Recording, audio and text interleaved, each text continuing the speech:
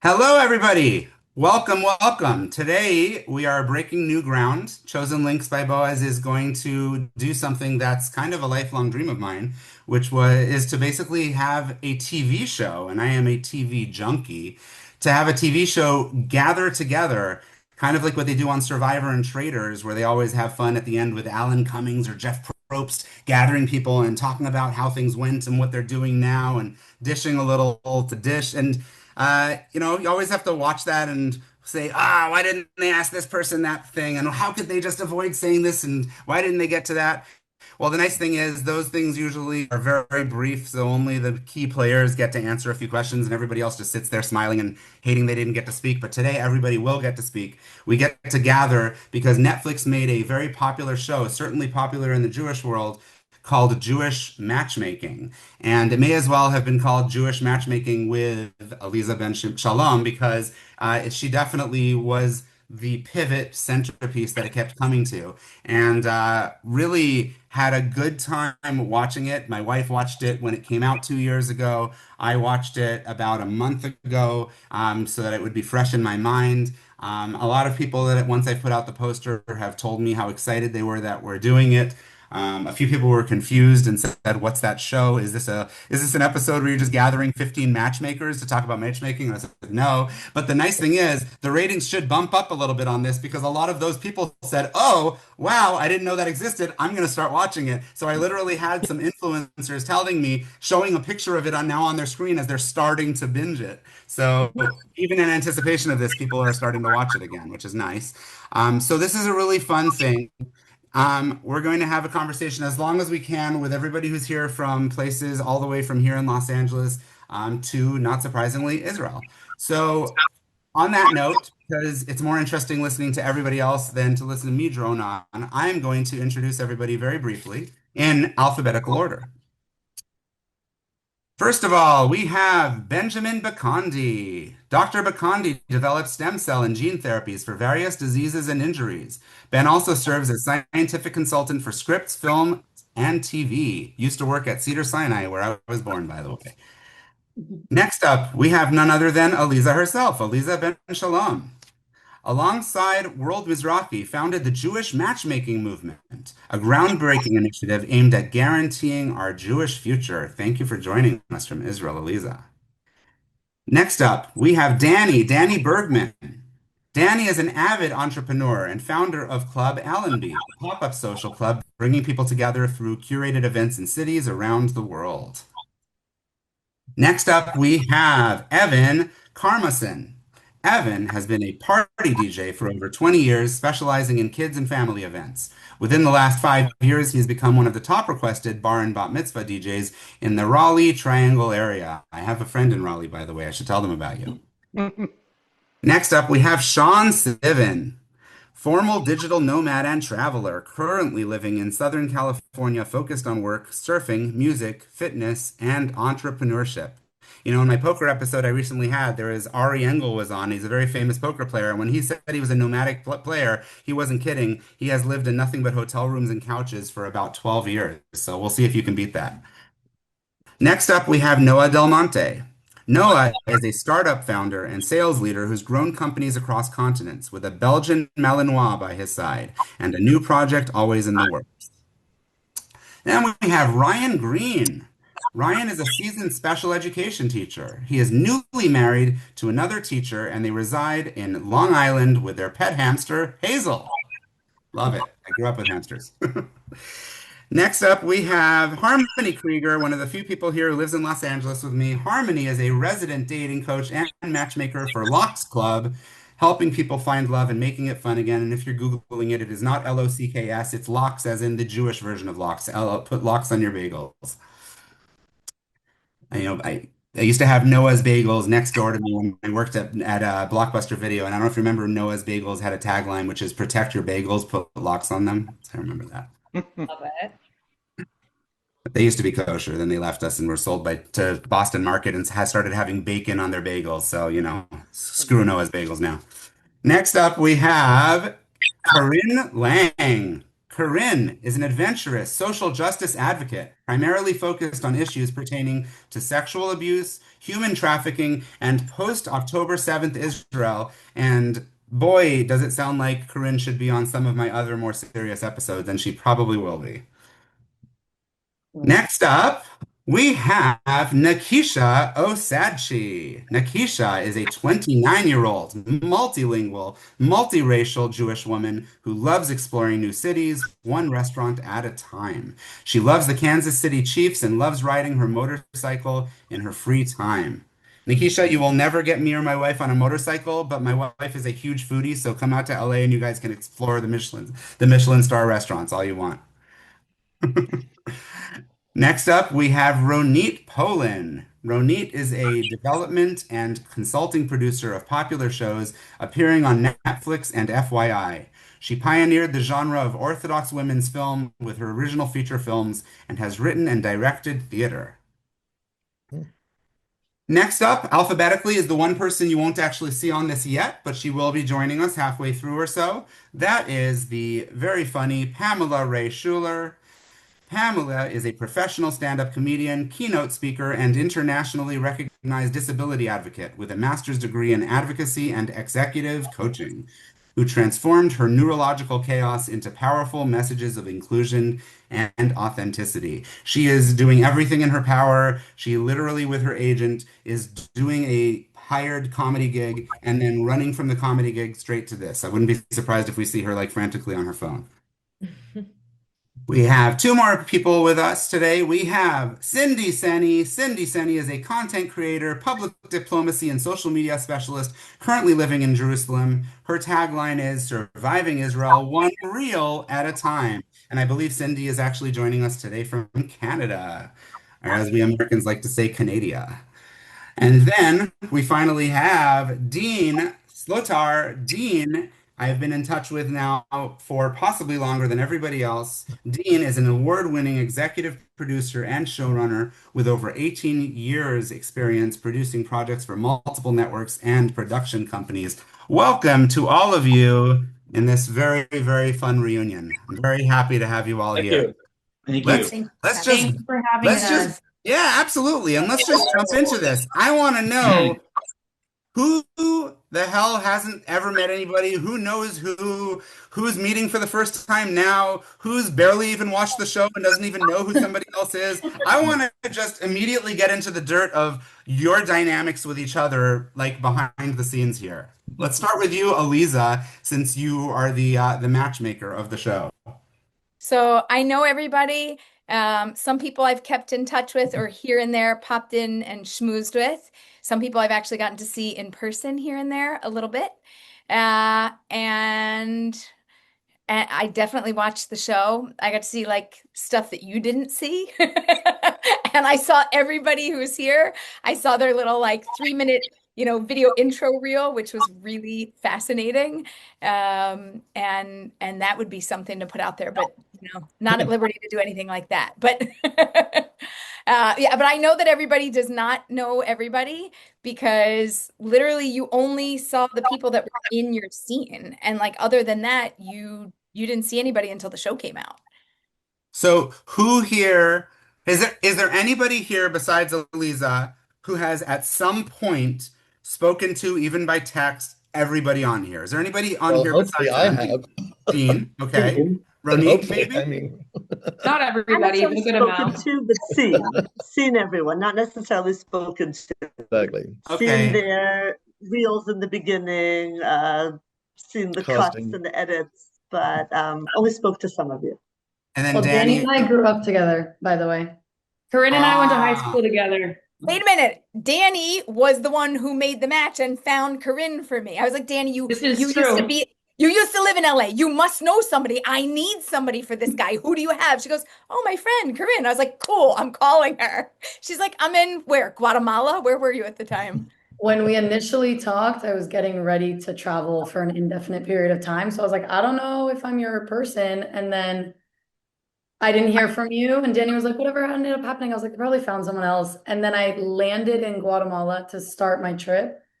And you called and was like, Would you be willing to come back? I was like, you have to come back. And she's like, no. And I was like, yes. Now, out of curiosity there, Dani, you had the idea for Karin. Was that specifically because you knew anything at all about Ori, who she was being set up with, or was that just straight up like, I know a human who's single? Well, Aleeza told me she had this guy, told me about the guy, told me what the guy was looking for, and I presented a few girls actually from LA, both that I went to high school with, and Ori liked Corinne, and she's an amazing girl. I love her. We see each other every time I go back to LA. Yeah. There Okay. is a little bit of a secret backstory that I didn't find out until later, which is that, and Corinne, maybe you want to tell this, but Corinne and Uri had accidentally met at a wedding before I got to introduce them on the show, and they did hit it off, and then they Leah's did wedding? And it was at that wedding.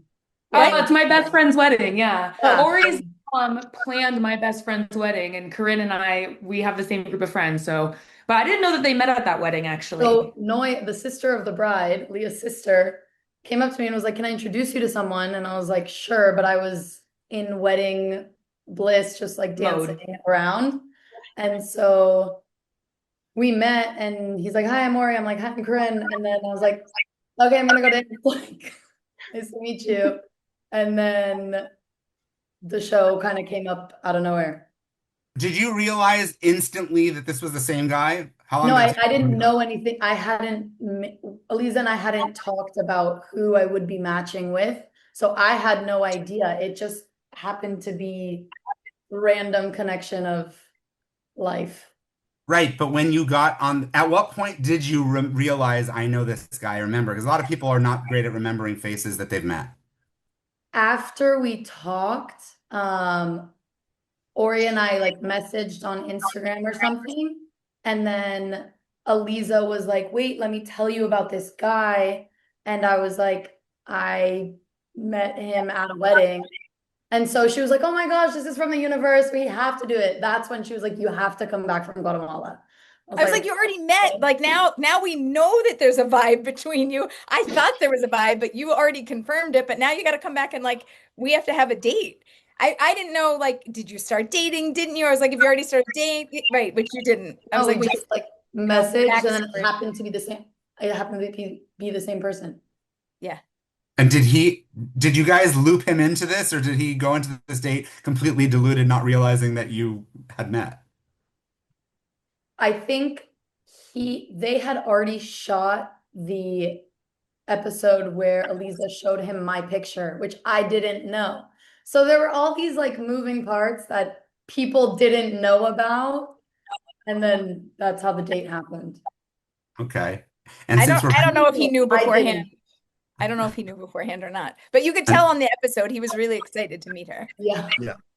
yes, and his very very strong personality and mother over there, they both that's very interesting that she helped create the weddings. I can see how she'd be an incredible. Amazing Wait, wedding. she was a wedding Amazing. planner, right? Didn't she do Yeah. that? Yeah, so that's kind of a very cool behind the scenes connection. Did you guys go out on any more dates, by the way, after that, or just the one on the show? Yeah, we went out on one date after. And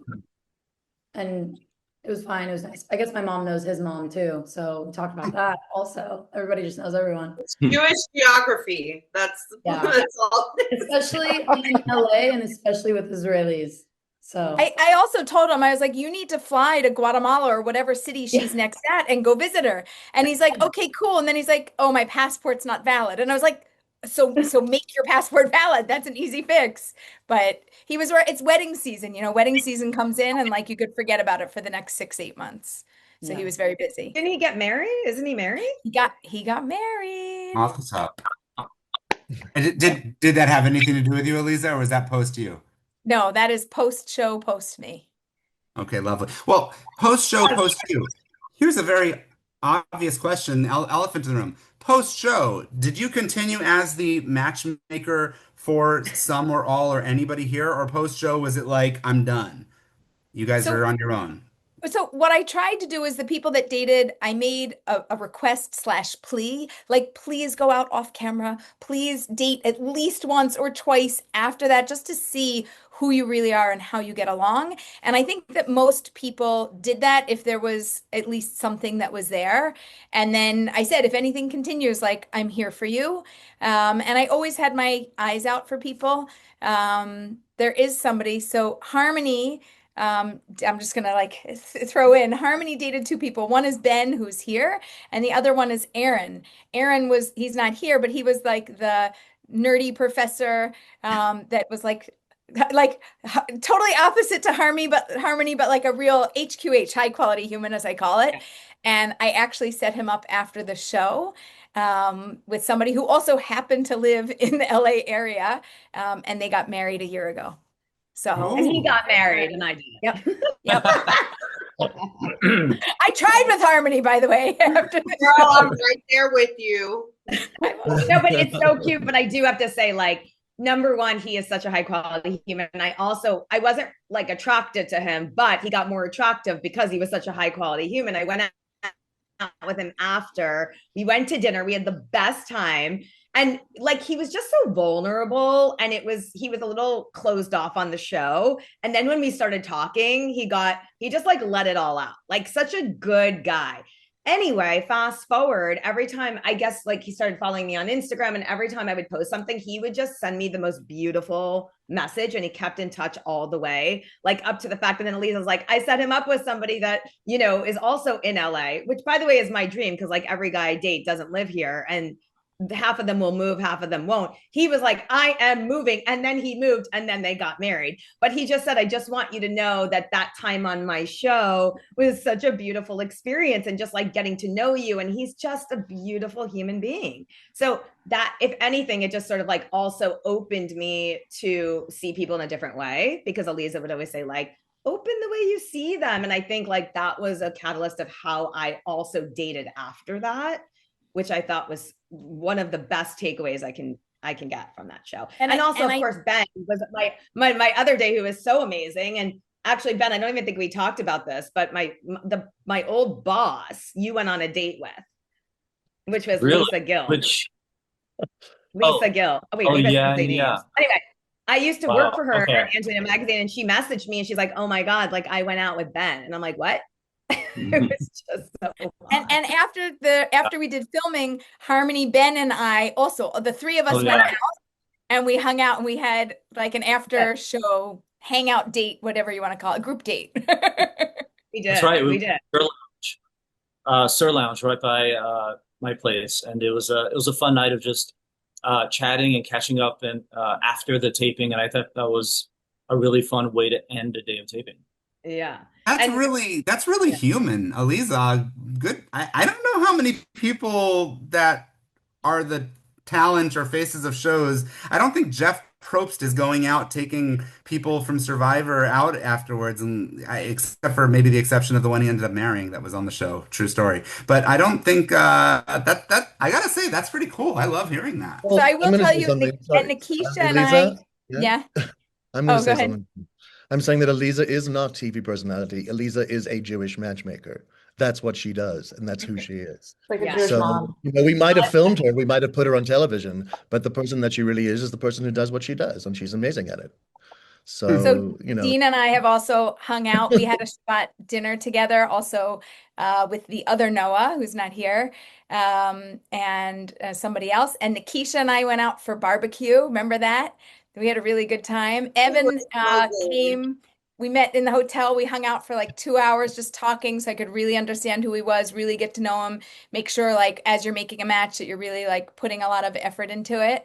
I'm assuming that the ones that are in the Israel with you, you've seen, right? Noah Del Monte and Cindy Seni. Those are you've seen, right, in Israel? Yeah. So Noah. Sometimes I think once we even bumped into each other on the streets of Tel Aviv. Was that one time we saw each other? You kind of disappeared because we were hanging out and schmoozing, and then he went into like business mode. I don't know what happened. He disappeared, but I'm so happy to see you. And Cindy and I catch up all the time. We had our morning walk catch-ups. Remember, Aleeza, in the mornings at like 7 a.m. we used to we would each other. If I was up all night and he was up early, I just don't go to sleep, and he's up early, and then we're texting, how you doing, what's doing, where are you, dating, what's happening. I check in on people. So maybe it's the Jewish mom and the Jewish matchmaker. at Shaun. Shaun came to Israel. He's like, I'm coming to Israel, maybe to see your sister or something. And I was like, cool, you want to come to Pardes Chana and visit? He's like, yeah. And we went out for shawarma. We hung out. And Dani and I have hung out in Florida because I've had a whole bunch of live matchmaking shows after Jewish matchmaking came out. And we've hung out as well. Ronit's from Philly. So I haven't seen her in a while, but whenever I pop into Philly, we sometimes see each other. We go way back. We go way back. Yeah, we're like old friends. We're like, we just message. And Ryan's also from Philly. And he's my other matchmaker's friend who then he met his person, and I don't want to spoil it, but he got married. He pulled it off. Did somebody set you up or you guys met? I forgot the story. No, so I met my current wife ironically, through one of the dating apps. So which one? Which one? Shout out. Which one? It was through Hinge. A lot of people are getting married off of Hinge. A lot of people are getting married off Hinge. My sister is getting married from a guy she met on Hinge in DC, and they are just like the perfect pair. It's crazy. But here in Kansas, it's still dry. There's nothing here. You were supposed to leave 2 years ago, Nakysha. You told me you're leaving. I believe you. I was supposed to leave, and then you know what happened? My job was like, oh, you know what? This is not a, position that you can just move around. It's not remote. And I was like, okay, well, I do like money, so I guess I have to stay. Well, you're literally you're choosing to be over there makes you a big fish in a small pond instead of a small fish in a big pond, which is obviously what Aleeza would prefer for you. But I wasn't gonna necessarily, just so you know, the way I do things is I have questions that are sent in from specifically for the most part from other guests from previous episodes. It's kind of fun. Like Aleeza recently asked a question that I gave the poker people. So I'll tell you who people are that send in things. And bringing up the apps actually makes me want to ask a question that somebody did actually have, which was, I have to see who specifically it was to be fair for it, but it was, how do you actually, in today's day and age, when the apps are like the go-to thing, right? It's certainly a more common method than a matchmaker, right? So the app is, I would imagine, the most popular thing. How does somebody who is single and Jewish today navigate them? This question is partly for Aleeza to give us that advice, but it's actually more so for those of you who are still single and are using these things. How do you actually do it? So first of all, quick raise of hands. Who is actually single, still single? Who is still single? Okay, so Dani, Nakysha, Shaun, Ben, Harmonie. Is that it? Cindy, no? Karin, you're dating someone? Okay. Who's dating someone? Girl, we gotta catch up after this. Yeah, we want to hear about the success. Yeah, we want to hear about successes, and I want to hear about both. So starting for this though, for those of you who are still single, I'm assuming that you are on the apps because everybody is, right? I'm assuming to some degree you're on it. However much you use them, I don't know, but you're on it. How the hell do you actually make them effective like Ryan did with Hinge? Wouldn't it be a good thing for Ryan to answer? Since you know what? I love that idea. Ryan, let's start with you. You're a success story. Is there something special about Hinge that I should know? Because I never used a single app, right? I met my wife, I met her in 2010 and we just met at a Shabbos dinner. So how did you make it work? So a little background story with me meeting my wife. I was living in Philadelphia. And I'm a frequent Broadway viewer or goer, if you want to call it. And with Hinge, it tracks your location. So the app thought it saw that I was in the New York City area. So it only showed me people that were living in the New York City area at that time.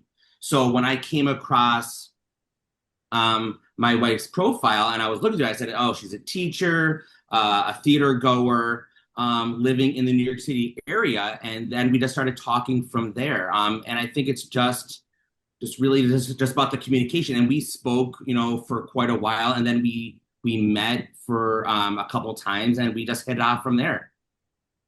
So two things it sounds like you did. One was you changed your location, like you got out of Philly, you ended up in New York, and then you activated the app. So you got a new local thing, and you had some hobbies and interests. Right. And through the hobbies and interests, that also did some pairing and matching. Yeah. So I think those are two good insights. Yeah, I mean, I tried to stay within the Philadelphia area, and then with just not being successful with that, I just broadened my horizons, and it showed me the bigger area with New York City, with New York City being such a large Jewish population. That definitely helped. Did you also, because you were working with one of my matchmaker friends, did you also have professional photos? Because we often do that with our clients. Yeah, so I worked with I don't know if you want to say her name, but I worked with a professional matchmaker of where we worked with a professional dating profile, got photos done, created a whole profile. Actually worked with someone who actually helped me create a certain style. Like we met at Nordstrom's. And she said, "Oh, this would be good for a first date. This would be good for a first date." And it was kind of like a little, she would just give me different types of clothing that she thought would be really good for a first date, for a second date, and so on.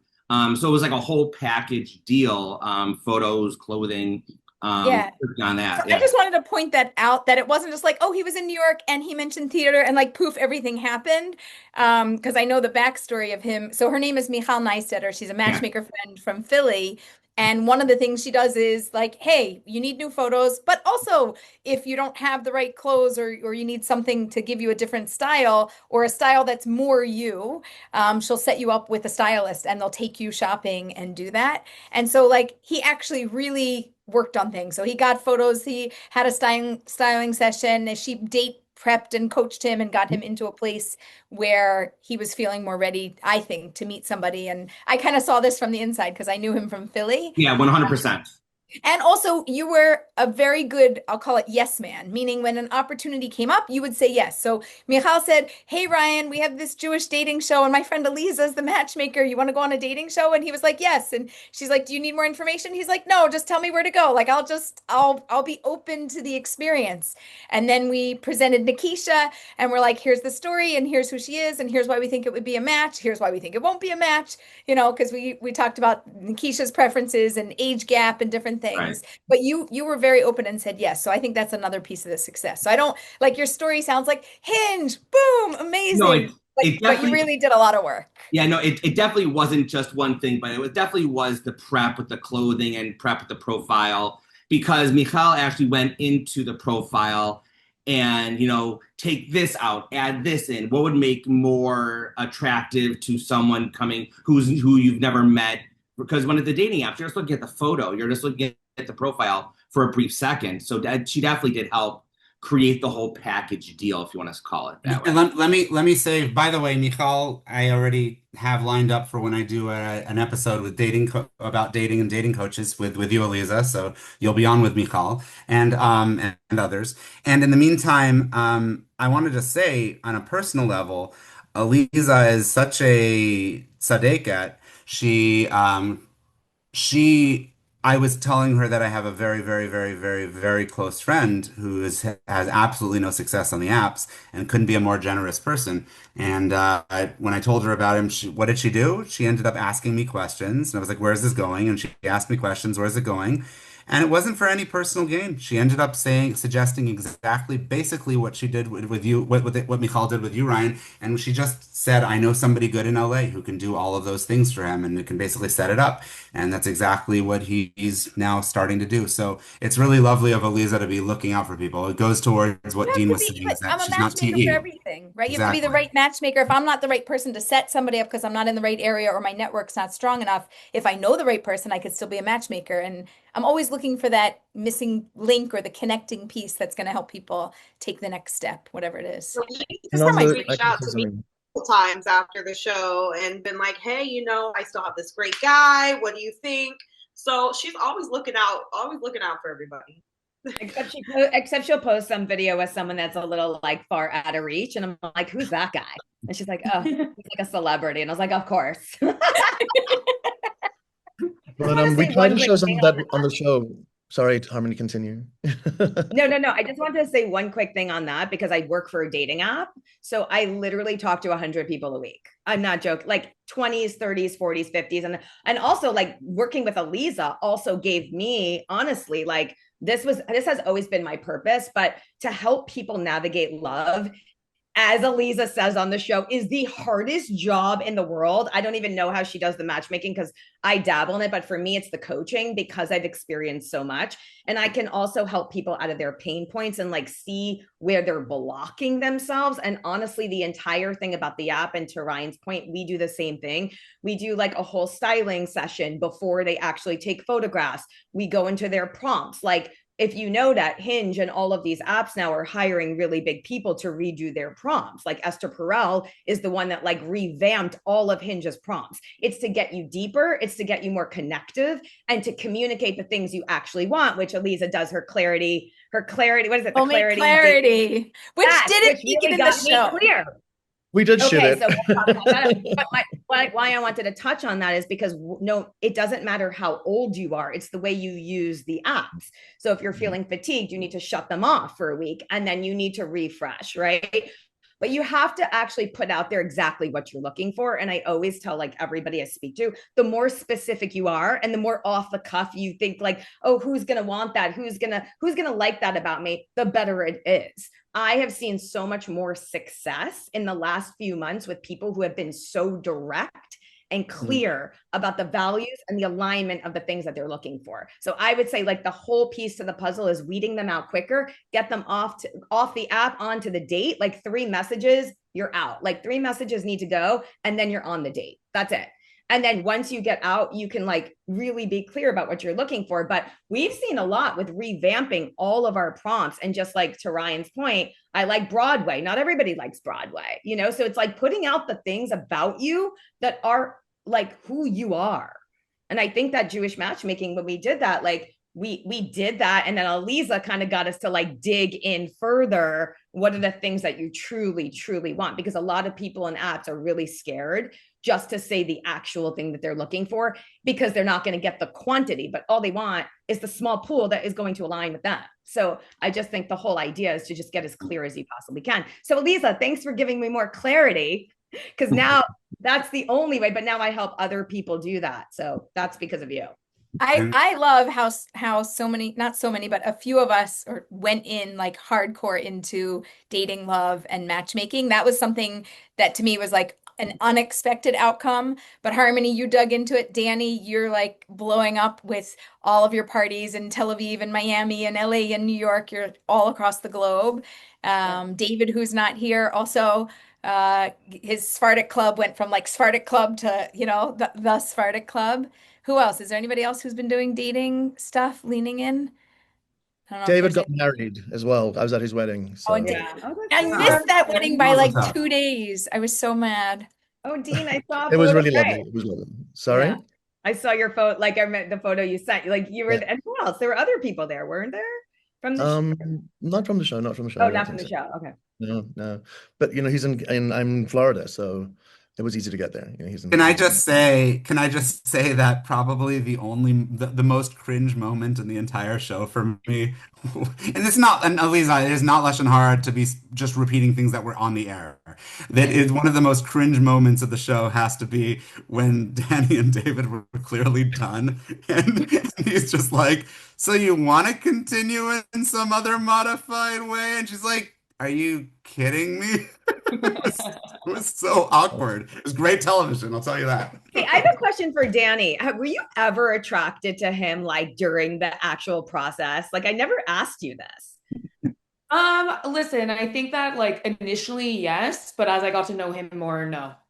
Well, that actually. No, I have a legitimate question that stems from exactly what you're asking and what Dani's saying. Early on in this episode, one of you said something about attraction. One of you said that you started dating somebody and then the attraction Harmonie. You said wasn't your type. You got to know his personality and he started to become more attracted to you. Totally tying into what you're asking. Yeah. Correct. Sorry. So my question actually comes to, and I want to come back still to, we're jumping all over, but I do want to ask a question here, and it's a pretty important one. 4 people on this, and I don't care if you're married or not. It shouldn't matter. I'm married. I can answer this question. Married or unmarried, are you the type of person who attraction absolutely goes up and down based on the person's personality, that like there's no question about that. Yeah. Is there anybody here that says, no, I'm sorry, if I see them on paper and I'm not attracted to them, that won't change, or vice versa, or no? Yes. So actually, my neighbors, I go over there, and sometimes we all smoke weed together.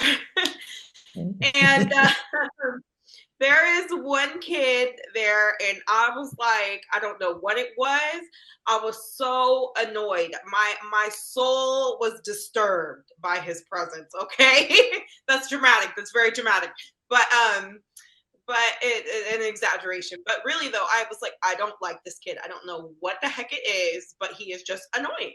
And the kid didn't even do anything, you know? And as I've gotten, like, as I go over there more often and he's there and getting to know him, I've actually really come to learn that he's a very, like, deep person, as far as he has just a lot more to him than the surface, than what he gives off. And so I think a lot of people do that, is like, okay, like, here's my surface me. And so if you're not attracted to that initially, you're just like, bye, because, you know, I've done that too. But now getting to know him, I'm like, wow, okay, he's actually become like, I'm like, okay, this kid's kind of cute. I'm like, okay, how you doing?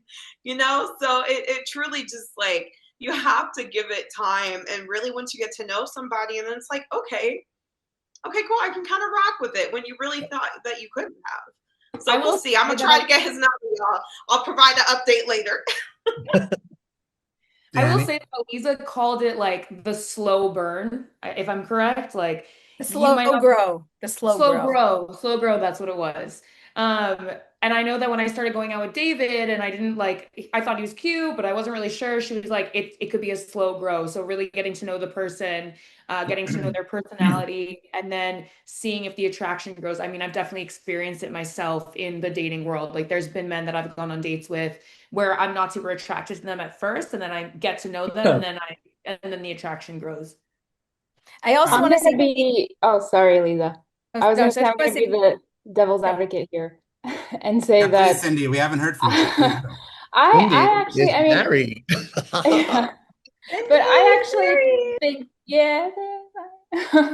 so I actually think I'm one of those people, and I think I said that on the show, that like, if I'm not, the attraction grows if I'm not sure, but if I'm not attracted to them, it's just not going to happen. And I don't know, maybe I'm just being honest about it, but I agree. And I had dated people that I wasn't attracted to, and they were just such great guys, and I was like just trying to force myself, but I think it's important. I think, you know, it's normal, right? Everybody wants to date someone they're attracted to. To be like a baseline of attraction.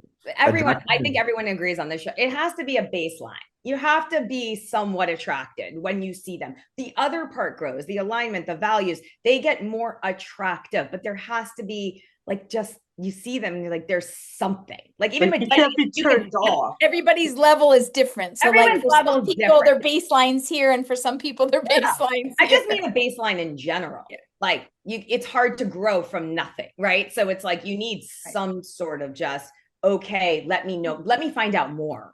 I think that's why Hinge is so successful as an app, because it has kind of a mix of both.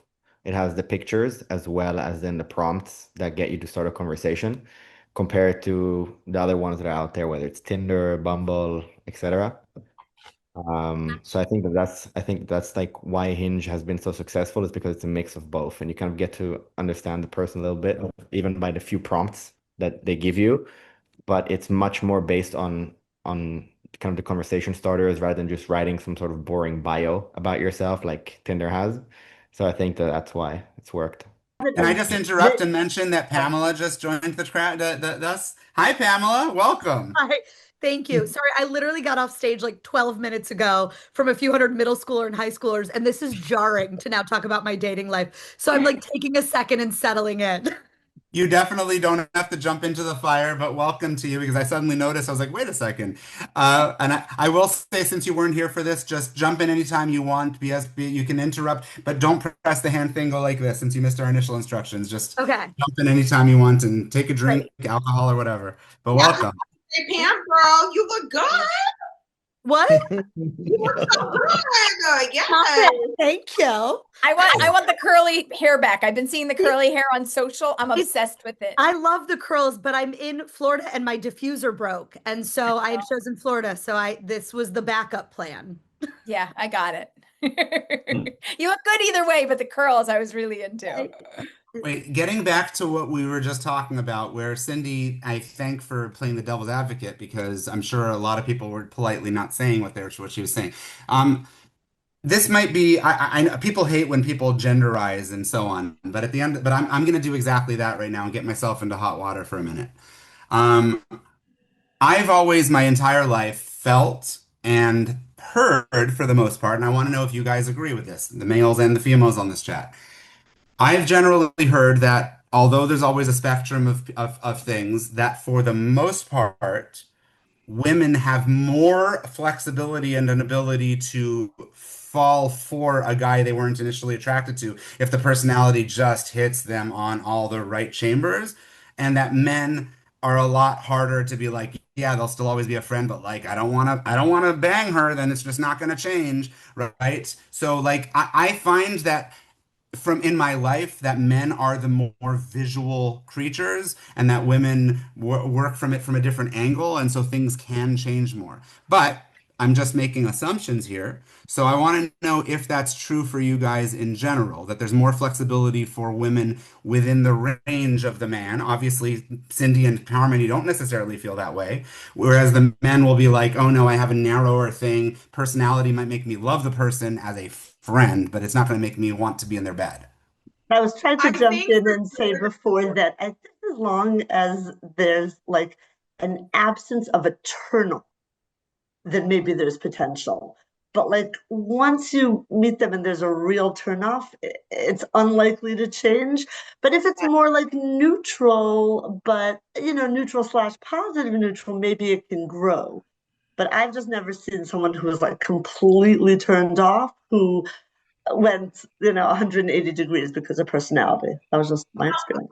I'll piggyback off of what Ronit is saying, and that for sure. Like I have had someone who I know, and he's not American, okay? He was raised in Côte d'Ivoire, so he is very much it's kind of like African culture. And in African culture, like they just say things, okay? And I learned this, I picked this up from a very young age from my French tutor, because I would come downstairs for tutoring and she'd be like, Nakysha, that shirt's ugly, go change. And I was like, excuse me? I was like, am I being attacked at 9 a.m. in the morning? But I will say, like, he told me, he was like, you are a little fat and I can help you lose some weight. And I had to take a step back and I was like, okay, first of all, wow, okay. But also I realized, okay, that is his culture. So there's literally no hard feelings against what he said to me, because I know it was more so out of a place of like care than a judgmental place. So I think it is like, because normally for me, like if an American guy were to tell me, you're a little fat, you could lose some weight, I'd be like, who you think you're talking to? You know what I mean? And that would be a huge turnoff. But if you have enough understanding of someone's culture and it's different culture, like things like that, it's like, okay, I was totally willing to move past that. And we did. That was like not a problem for me. So just wanted to add that. Pamela.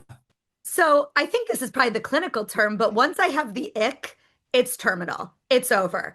There's no coming back from the ick. But personality, at least in my dating life, is everything. And so if there's no ick, even if I'm not super attracted to him, if we vibe, for me, the biggest thing is like commitment to the bit. So if there's that witty banter, that looks no longer matter as long as there's no ick. You kind of had that banter with Stuart, if I remember, on the show. Stuart. I just saw Stuart on Locks Club, actually, which is hilarious. So as I'm going through all our candidates in the database, I was like, there's Stuart. What? The one thing about Stuart, though, which was good for the show, is that we really did get to see Aleeza's entire process, because that's where I think they took him shopping. Yeah. With his wardrobe. Oh, yeah. you know, she gave him help where he needed it. Let's put it that way. The leather pants. The leather pants were so good. They're so good. We should have left those. The other thing I want to say is like, again, like working for a dating app, like I will say it's harder to convince the men to go out with someone when they see a photo that they're not attracted to. So the second I send guys photos of women, they're like, yeah, no, not for me, not for me. Swipe. And this is what Aleeza would do with me. It's like, okay, but like what, they're so aligned in all these ways. Would you maybe go out with them? And I will tell you two things. One, if they go out and they have an emotional connection and there's something there, I will say the men are actually more likely to continue on to the second and third date. And if the women do not feel an emotional tie, like there's not a lot there, there's not a lot of depth, they'll be out. So it actually goes both ways, especially now. The women have become a lot tougher because they're looking for all of Aleeza knows, she's like, you're one of them. But the minute you feel this emotional connection, okay, that there's something deeper there that you can like, okay, my vision is aligned, my values, my lifestyle, which is a huge one, you will move forward to find out more. You get curious. But I will say the men are harder to convince at first, but the women are quicker to write them off if they don't feel it. So Harmonie, a trick for you, you have to talk to the men, actually get to know them, and then say, listen, I know what you're looking for. Here's who she is. Tell them all about who she is. Yeah. Good? Sounds good? They're like, yeah, show me a photo. You're gonna and you send the photo. And then I say, even if you don't love the photo because everything's so aligned, I want you to consider saying yes to one date. Yeah. Can we agree? Can we agree that you might be open to that? So yeah, and it's true. I actually find the men are more open to the first date. Like right, that's it. You just have to get on a first date and see how it goes. Aleeza, I think that's what you did with Ori. You were like, let's talk about who she is as a person first. Then I'll tell you that she has blue eyes. I want to hear if Cindy was raising her hand, and then I want to go to the men of the chat because I actually want to know straight up how you feel about it when you're in this situation where you're like, I'm looking at this picture and they're not attracted to them. But I'm going to give a quick shout out to my wonderful and beautiful wife, Addie, short for Adina. Addie told me when we were going out that her MO when she was single was she was so sick of Aleeza, you'll have to forgive me, but I have a potty mouth like Harmonie and others. But but I'm keeping things away from Lashon Hara or anything. But my wife was like, there are so many pussies out there, she would say, that just won't go up to her and ask her out. Like she's sitting there, they're just, what happened to these men that would just go up to a woman and just ask for their number and just talk, and they would hide behind things and stuff like that. She said her rule when she was single, this is her early 20s, if a man had the balls to go up to her and ask her out, she didn't care if they were the most unattractive guy in the world to her. She would say yes because that already gained them points. What's the worst that could happen in her mind at that point? She goes on a date. Some of them she became friends with. So that was my wife's. I thought that was an awesome philosophy. She was like, I gave everybody a first date if they came up to me, not a text. They came up to me and they used their words. That already showed that they had a level that a lot of people don't have. I just wanted to mention that in case that spurs any thoughts in your mind, Aleeza, or anybody else's. But Cindy, you were going to speak. Well, I liked what you said, Boaz, but so I just coming at it from a religious perspective, because I grew up in a modern Orthodox community, and it was always, and this is something that always bothered me because we were always told, I would say, I'm not attracted to this person, and it's like, it doesn't matter.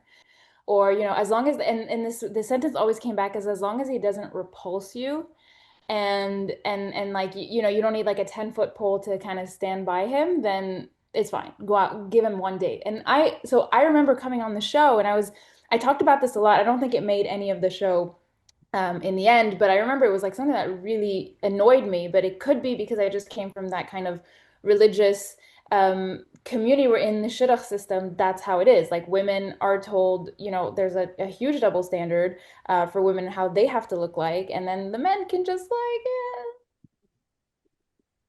I'm gonna be Nebuch, and then it's fine, and so that's something that really bothered me. That maybe that's where my like trauma, quote unquote, came from. But that's just me. That's interesting. Well, Dani, go ahead.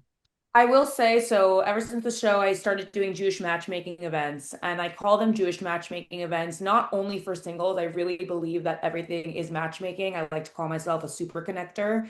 Regardless, when you come to the parties, you can meet your love of your life, your next business partner, your best friend. There's been so many amazing stories that have come out of these parties. And the premise of the party is you come in and you get a wristband, and it's green if you're single, yellow if it's complicated, red if you're taken, and blue if you're there for friends. And I've done parties with these wristbands, and I've done parties without the wristbands. And the ones with the wristbands, you see the people actually interact a lot easier when they have a sign on their wrist that says, "Hey, I've come here to be talked to," regardless of the color that they're wearing. So when you say stuff like, your wife said if someone comes up to me and talks to me at a bar and asks me out in person, that's basically what I do. And what I've seen is that when you put people in the position where here's a group of people, they're here to be talked to, they're much more confident in approaching people. Especially I think with today's day and age, with social media being so prevalent and people having such easy access to see what people are up to, like DM them on Instagram and not actually have that face-to-face interaction. So it's very interesting to see. And I see it every single time I do an event.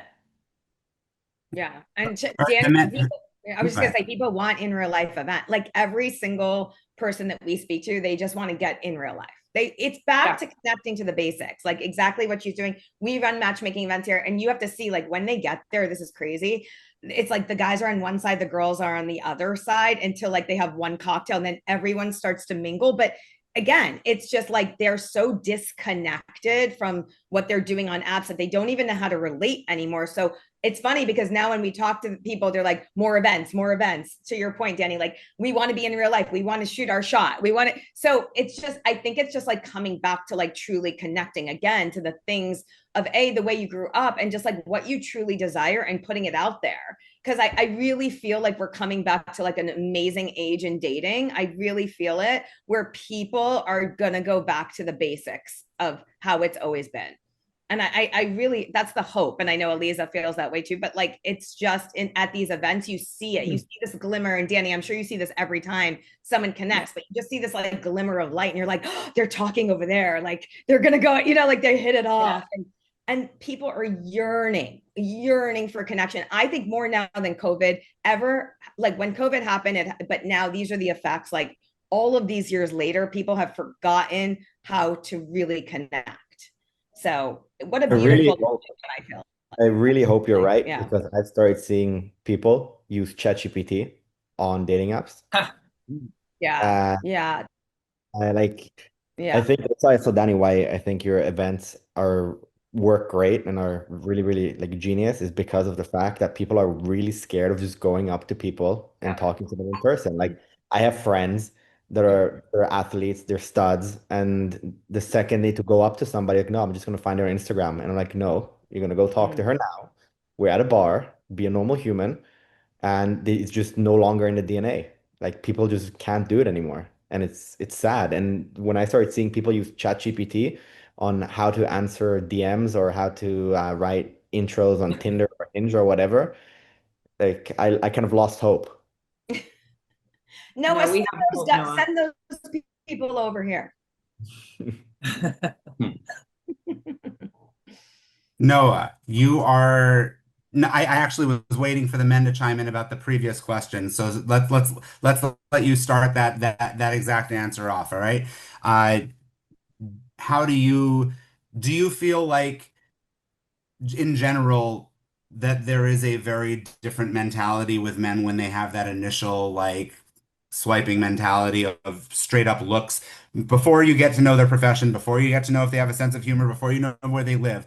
Straight up, do you think the looks are a very different factor for men initially than for the women? In your experience, you only have to speak for yourself.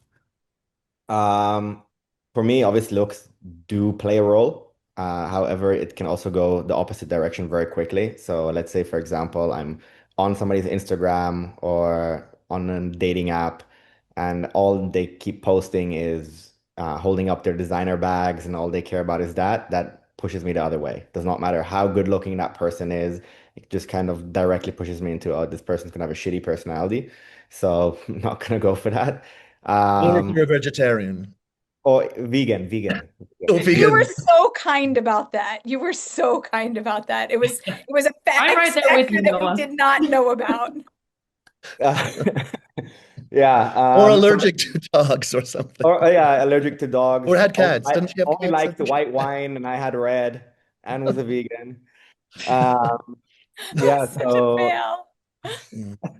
for me personally, I think definitely I agree with Cindy. There has to be a base. I have seen definitely on for girls, I've seen it the other way, but definitely with what Pamela said about the ick. I feel like also from all my female friends that I have, the second the ick hits, there's just no way back. Does not matter what happens, just once the ick hits, that's done. I personally met my girlfriend on Hinge. So Two for anybody else here meet on Hinge? Okay, just checking. Not I Hinge. just had 2 friends get married off Hinge, and There we another go. one's on her way. There we go.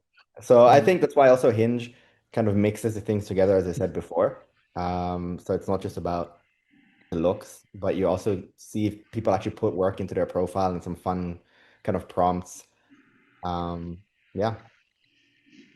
I just want to add that when you do take like something like a surface look, kind of how Noah was saying, and I also, Noah, let me know, and the other men in the chat, let me know how you feel about this. But I think that women can also be very, very narrow-minded and shallow. And I'll say that speaking on my own accord, just based off of my interactions and what I've learned for myself.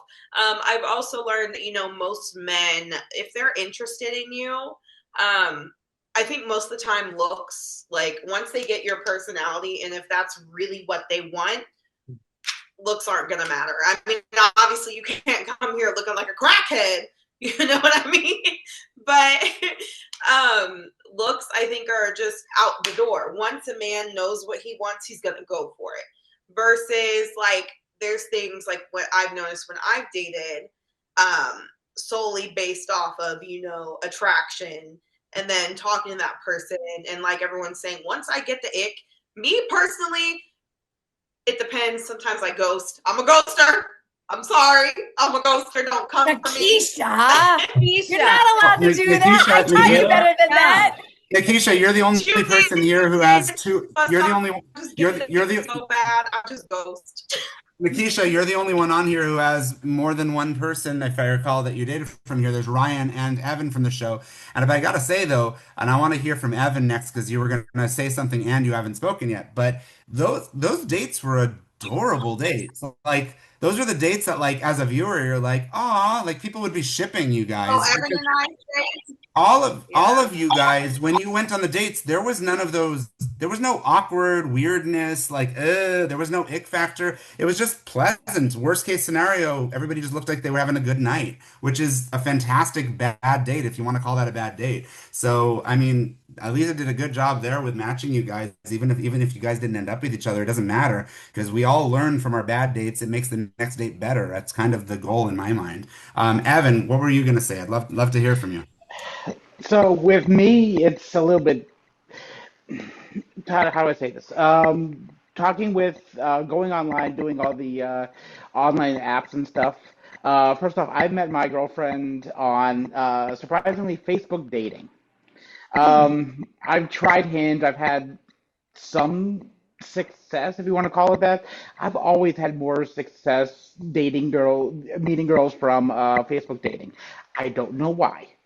But I am very open, at least when I was swiping. I would swipe on, is she hot? Cool. Is she cute? Yeah, we'll see what happens. My thing is I am not the traditionally good looking guy. My thing is I'm a 6. I'm cute. But my personality will always make me a 9. So I will always try to give the girls the benefit of the doubt. I want to meet them. I want to talk to them. I want to see what's there. And Lisa would always say best. I remember Lisa would always say, date them till you hate them. And that's what I would do. Thankfully, right now, I do not hate this girl. I love this girl. So we are we're doing good. And Nakysha, I will always be grateful. I love Nakysha. She is a fantastic girl, and I'm grateful that I was able to hang out with her. Evan, you had a line on the episode that might have been my favorite line on the entire episode, and you just reminded me of it. You called Okay. yourself a 6. Yeah. And Nakysha said what anybody would say when they hear that. They're like, "Why are you putting yourself down?" Like, come on. And you said, "No, no, no, no. I want to see myself as a 6 because if I see myself as a 9 Yep. or as a 10, then I'm just going to settle and feel like there's no growth needed in my life." I Oh thought yeah. that was fucking insightful. Like that was really insightful. I I wanted never, to like clap. I thought that was beautiful. I never want to be perfect. I don't want to be perfect in anything. My firm belief, my life belief is if you are perfect, you cannot get better. And I try to get better every single day.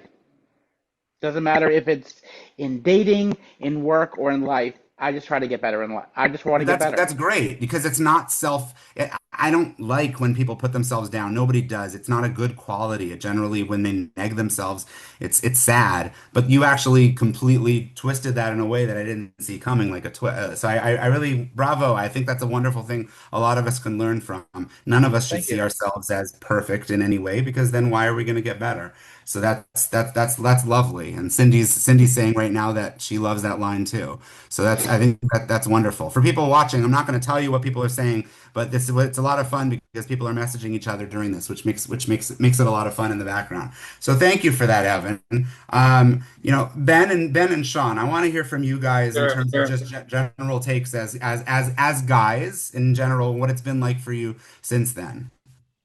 Well, I would say that I would agree with you in general about the bar for the like base or minimum level of attractiveness is essentially higher for women, at least in LA, where the men essentially have to be good looking enough for them to be considered as part of their own dating pool.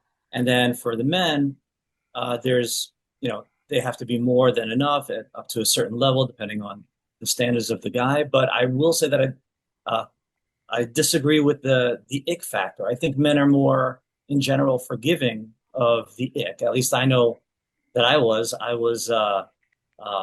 Willing to let a lot of things go that maybe I shouldn't have in past relationships, and that's come back to bite me in the ass a few times, unfortunately. But I also, I don't know if I should comment on this, but I did see that comment on Cindy, no abs Cindy, where for one exception at least, Cindy is very specific, has high standards, I guess, of the Just in physical the midsection. of men. But in general, with LA dating at least being as difficult as it is,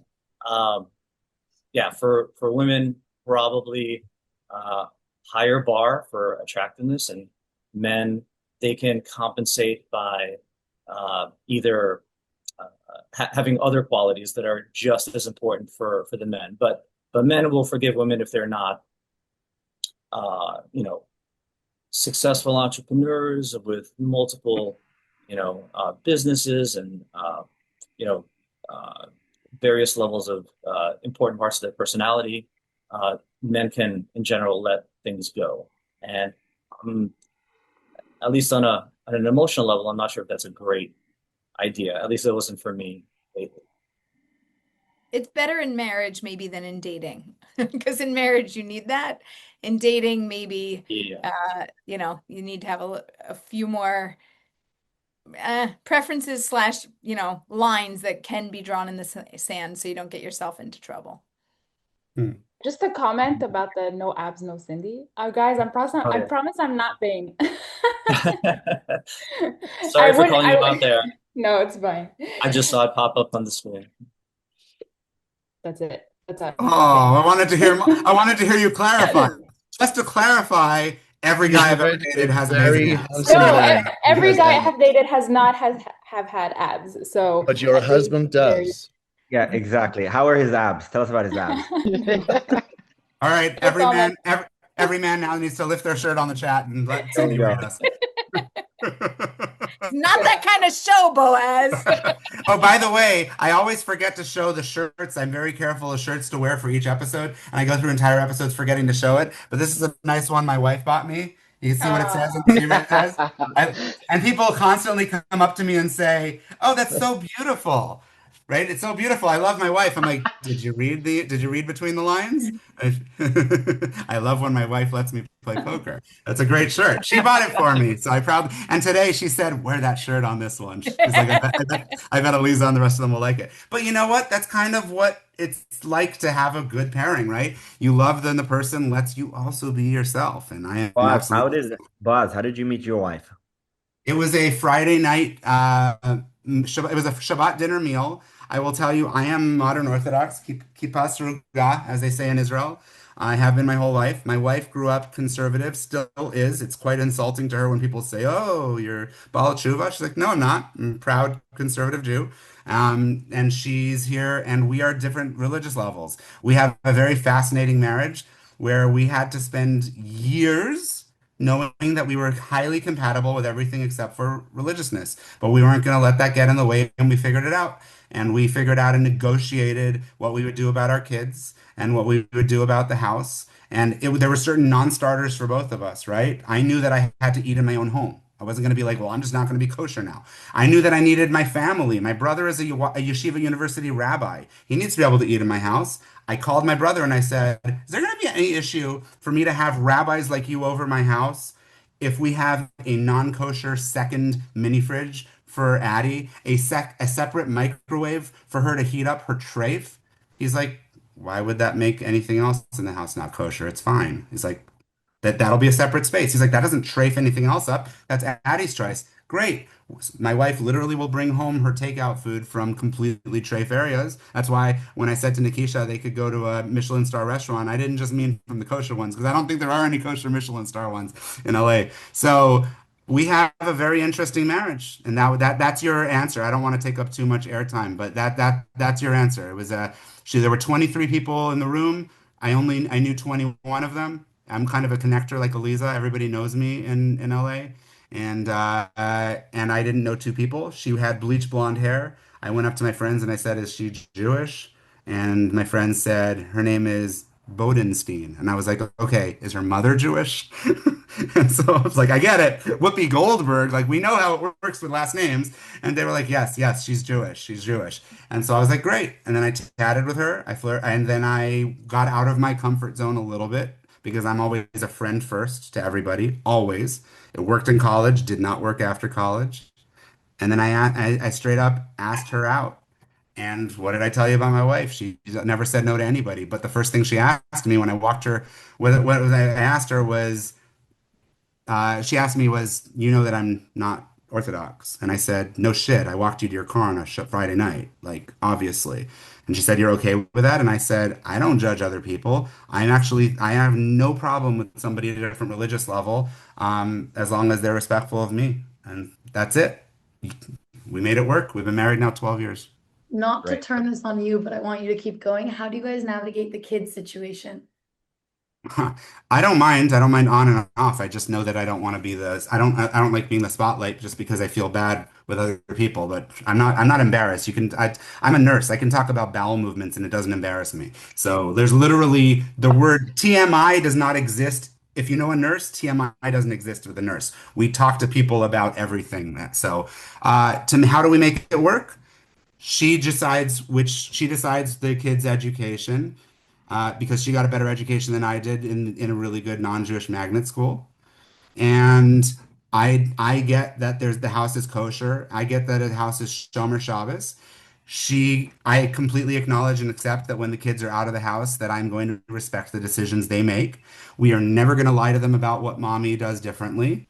They're young. It doesn't matter when they're 3 and 4. They don't get it. But when they're old enough, we're not going to be like pretending she doesn't. When she's not around them, she's not Shomer Shabbos. In front of them, she is Shomer Shabbos. She's public facing Shomer Shabbos. She is public facing kosher. We go to an Orthodox shul in Los Angeles, which doesn't exist in places like Kansas, which is where it only exists in places with a very diverse population. We go to a shul with tons of converts, tons of people who are not Orthodox, tons of people who who are black, white, and every color in between. We go to a shul which has a very large LGBTQ population, and guess what? It's Orthodox. It's an OU shul. There's not enough shuls like that in this country, but it's a very open shul, and it's perfect for her and me because she's not an outlier. There's a lot of couples like us in the shul where one person is not Shomer Shabbos and the other person is, and it works well because it's kind of hypocritical when you go to shuls and they'll say, and they give you a problem for that, right? I always say to people when they bring up, I wanted to get to LGBTQ Jews at some point during this chat anyway, because they deserve love as much as anybody deserves love. And if they're looking for a fellow Jew, that's wonderful and beautiful and they deserve that. I want to get to that, but I want to just say most Orthodox shuls still are not places that LGBTQ Jews. I had a lot of questions from people about this, right? So I'm just going to broach it. A lot of Orthodox shuls do not have out and proud LGBTQ Jews because they feel weird being in that community and they're not welcomed the same way. But the way that my rabbi in my community has always said it is like, do any of these Orthodox shuls not give somebody an aliyah because they drove to shul? No, they're a member. Why? Who is it for us to say that because you've made this life choice, it's okay, that doesn't fit within Orthodoxy, but this life choice is not okay? We just say you want to be part of the community, you're as welcome as ever. And I'm very proud of my Orthodox shul, which has literally a minyan worth of LGBTQ. We've had multiple couples who've gotten married that are gay. I know this is a tangent because I'm not gay and I Well, know it's not weird. really, Boaz. I'm going to thank you for what you're saying and say that for my husband, jumping on the bandwagon there, it was very important that he was Jewish. And I just want to say something about everybody here. Everybody was completely accepting of the fact that I had a husband, and it was more important that he was Jewish than I was gay. And so, that was really the purpose of the show as well. It was to show different types of religions or people, different levels of observation of Judaism, but not judge it. And Aleeza did that very, very well with every person she met with. She met with Reform, she met with Conservative, she met with Orthodox, she met with Modern Orthodox. And for everybody, she treated them equally. And for everybody, she found somebody that, would fit with their world and fit into what they wanted. And for me, and I'm going to have to, unfortunately, guys, I'm in South Africa. But Dean, before you Yes. potentially have to leave us, as somebody who is out and proud as a gay man, which I say bravo, wonderful. No, we have grandchildren. Well, I know this is beautiful. I'm not No, going I mean, to ask you anything. I'm not going to ask you anything. normal. I'm not going to ask you anything stupid like why are you gay? I'm not, and that's not where I'm going. What I want to ask you is very simple. You're the producer of this show. You are gay. This show ran the gamut of the spectrum of non-denominational. I love the term flexidox. I think it was that at some point Aleeza used. I love that term. I think I've used it since then. All the way to people like Faye, who I wish were represented. I wish Faye came on this episode. Shout out to her, so we would show the Orthodox person. What I would love to know though is, Dean, you are a gay producer of the Jewish matchmaking. Was there a discussion even? Why was there not a match potentially of two men or two women or two non-binary people or whatever you want to say? So I am one of the producers. So there are many of us here. I was a producer that was luckily in the field and got to meet everybody and got to meet all of these amazing people and spend a lot of time with them and talk to every one of them and learn who they were. And it was an incredible experience. There were discussions, and maybe in season 2, had there been a season 2, it would have expanded. I think the idea for season 1 was trying to embrace one aspect, which was Judaism, and not widen the field too much for the first series, so to speak, especially for people who were not Jewish. So it was trying to get an idea of this is not an introduction to Judaism, but it's kind of a spectrum of Jewish people dating. As far as the decisions, I don't know. Sorry, Dean. It also followed on the heels of Indian matchmaking, which Correct. also had heterosexual couples on it, and this was like the spin-off sister show of that as well. So, Aleeza, that's a very good point, Aleeza. But maybe we would have done that. Well, yeah, I have a question then for both of you, Aleeza and Dean, since you guys are kind of the people behind it in addition to Ronit and others. But Aleeza, I apologize if it puts you on the spot. It's not trying to be. Do you, in general, have you been asked by the LGBTQ Jewish community can you please set me up? Can you set up my son? Can you set up my grandson, granddaughter? Have you been asked? And do you find that to be a conflict of interest with your own level of religious faith, which I'm not judging either way. I'm just asking. So first of all, I don't just come across, but I am a human who works very hard to be non-judgmental, love and accept everybody for who they are and where they are. And you see it not just on the show, but like for everybody who's really met me, like what you see and who you see is really who I am. But in the same way, I also know what I know and I know what I don't know. So put religious beliefs aside, I don't have any experience in the LGBTQ matchmaking world. And over the last 5 to 10 years, and even in the last 50 years, the movement has gained letters, so to speak, right? Like LGBTQIA plus, and it's gone on, meaning there's so many things that you need to know. And if I'm being honest, real, and truly respectful, I don't know enough to do matchmaking properly. And a lot of people will tell you, well, love is love. Well, I will tell you, love is complicated and love is difficult. And if you don't know enough about how to help the people that you're working with, then you can't do it really well. So respectfully, I'm not trained to do this. It's not my area of expertise. I don't have a database, but good news, I have a friend, and her name is Danielle. And if you want her contact Is that Danielle information, Selber? that's Danielle Selber. She has experience, she understands, she has a network, she's all interconnected, and she knows what needs to be done. And I think that anybody who has ever come to me, they have come to me and said, can you help me? And we don't think you can, but how can you help me? And I said, the way I can help you is to find the right person. And before about 3 months ago, I didn't have an answer because nobody was really doing it. She actually just took this on recently. And let me shout out to Danielle. She's going to be, God willing, whenever it is we do that episode with you, meet with Michal. I think also with Harmonie. We're going to do this episode at some point. That'll be really fun, and I'm so glad she does it. And a cool aspect of Danielle Selber that people probably don't know is that her mother is actually the spokesperson for at least one of the hostages in Israel. It's a relative. Danielle is actually related to one of the current still existing hostages in Israel. So her mother is actually the person that the family has designated. It's like a cousin, so on. So an interesting, depressing shout out. But Danielle, I am in touch with her and her mother, which is very cool. So Dean, I'm sorry if Dean, because you're going to leave us. Because at the end, when we're done, which is still a ways away, we're gonna go through a lot more and give everyone last words. If you are leaving, I want you to at least give us some last I'm leaving in, at what's 10 o'clock my time. So you still have some time. Okay. Fine. Yes, yeah. And I just wanted to say something that which is sort of we've left out here, is that this is Jewish matchmaking.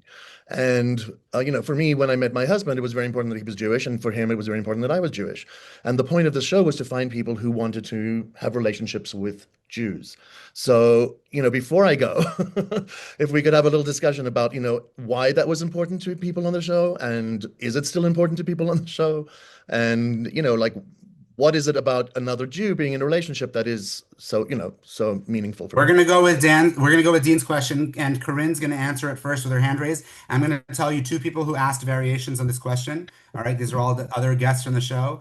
We have Dan Wiener, who's an incredible professor who works in the Abraham Accords. He asked, why is it important for you to marry a Jewish person? And then Moran Goldschmidt, who is an absolute genius when it comes to educating children around the world. She asks specifically, what do you say to people if they ever say to you that they think it's racist when you say, what do you mean you'll only marry another Jew? Which I think all of us have heard at some point, right? What, you'll only marry another Jew? Isn't that racist? Isn't that like a black person saying they would only marry a black person, or a white person saying they'd marry a white person? And now I would love to expand on Dean's question and get that answer, starting with you, Karin. It's a great question.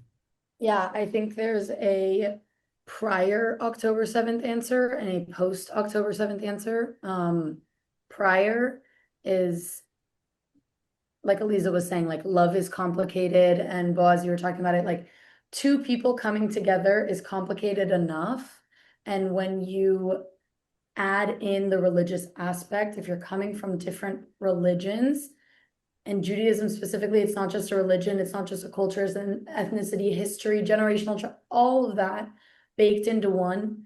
You don't need to explain all of those things. It's kind of just known. And like, I was raised, my dad was raised in yeshiva and then left, and my mom was, they're both Israeli, but then my mom was observant, but obviously not that observant, but they had the Jewish baseline.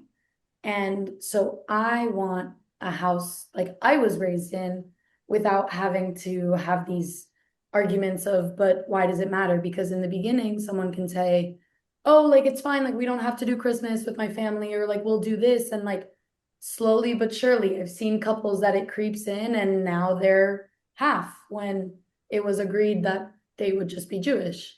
And I think the post October 7th answer for a lot of people that maybe were like, maybe it's not important that I end up with someone Jewish, like it's fine. My kids will be Jewish, especially for women. It'll be okay. And then October 7th happened.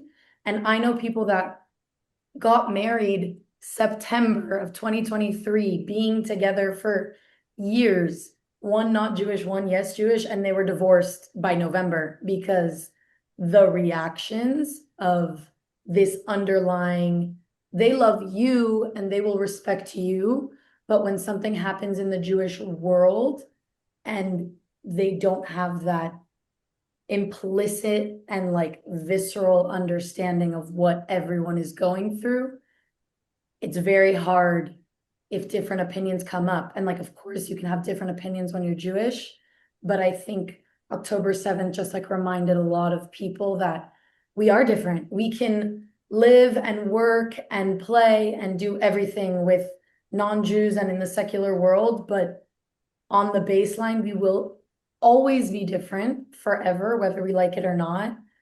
And I think if we stay within our relationships, stay within that, it's not racist. It's embracing our history and our ancestors that literally died because of that. Sorry if that was traumatic, but like that's No, where that's No, beautiful. you're right. That's beautiful. And actually, one of Danielle Selber's people that she connected me to, his name is Michael Carr.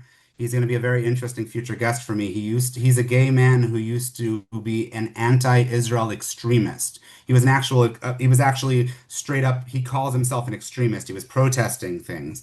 And he has now been going out there with his beard and everything, and he looks like a Chabad guy, and he's going out there and he's actually very much an advocate now.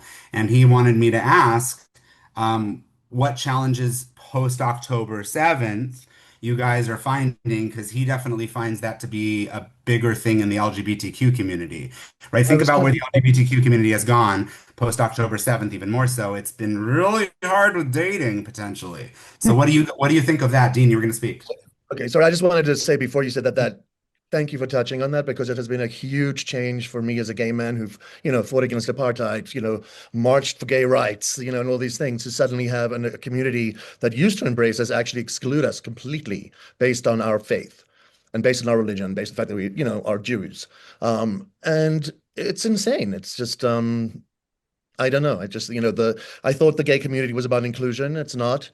It's clearly about exclusion, about virtue signaling and just telling everybody what a good person you are as a liberal person, and look at me, I'm such a good person, I'm supporting this cause and supporting the underdog.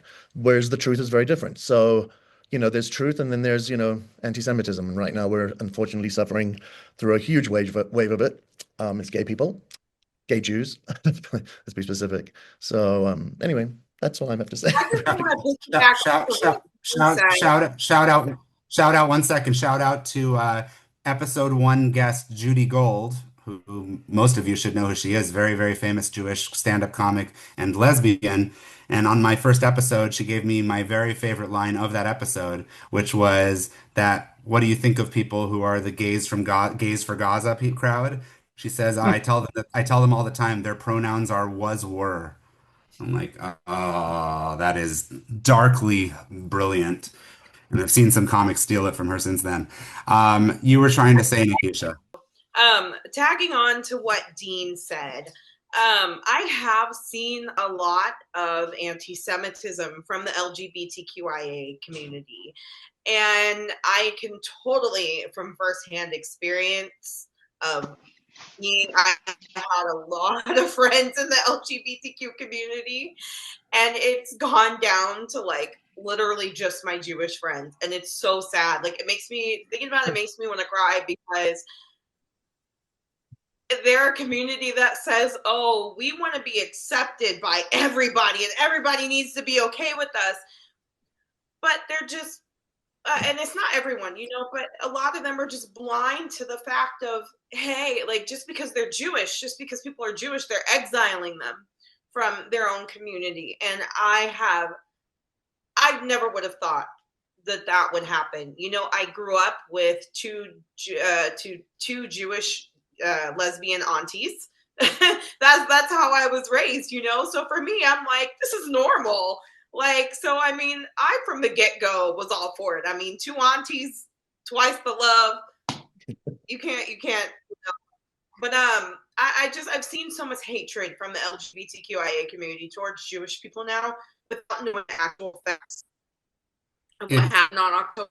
It's very disheartening and how they're exiling Jewish people. Well, Nakysha, without spiraling too much into that important topic, which Sorry. I'm not No, it's okay. It deserves its own topic, and it will. And Evan, I want you to still say what you're gonna say, but I do want to just clarify one point, which is that it's not specific to the LGBTQ community. It's every marginalized community. Right? Yeah. The marginalized communities have, unfortunately, let's just say that the pro-Hamas community has done a much better job at PR and at allyship with those. And I've seen that since I was in college. I'm 46 years old. When I was at UCLA, I was already trying to make friends and successfully making friends with some of the people who were Muslim in my art history classes. I was an art history major. And but what would happen is there was pressure for even those friends to not be friends with me because I was a Zion when I did that, and they would be criticized for holding the door open to me, and then they didn't know what to do. So the point is that allyship wasn't happening, and I fault Jews a little bit because Jews here. I wish we were trying to reach out and make allies decades ago. When I was in school, I wish we had the foresight to say, hey, Asian Association, hello, Black Association, hello, Latino Association. How about we do events together and be allies together? We didn't. We kind of stuck more to our own because we're protective in our little turtle shell. But guess what? There's a vacuum, and somebody else became allies with them, and it wasn't us. It was the pro-Pally community, so to speak. Evan, though, so I just want to make sure we're not focusing just on the LGBTQ community as if it's like the straight world versus the LGBTQ world, because that ain't true. Evan, go ahead.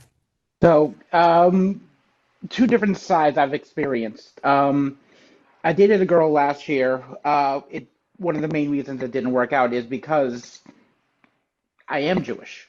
Her kids, who are older, late teens, early 20s, the only thing one of them wanted to know about me was if I am a Zionist. And because the girl I was dating said, well, he's Jewish, so let's just say he does support Israel. And she was like, okay, I don't want to meet him. I never want to meet him. I don't want to have anything to do with him. And she told me eventually that if they were ever to put stuff on like their grass on their lawns, it would be pro-Palestine stuff. And that's one of the big things that it did not work out with her.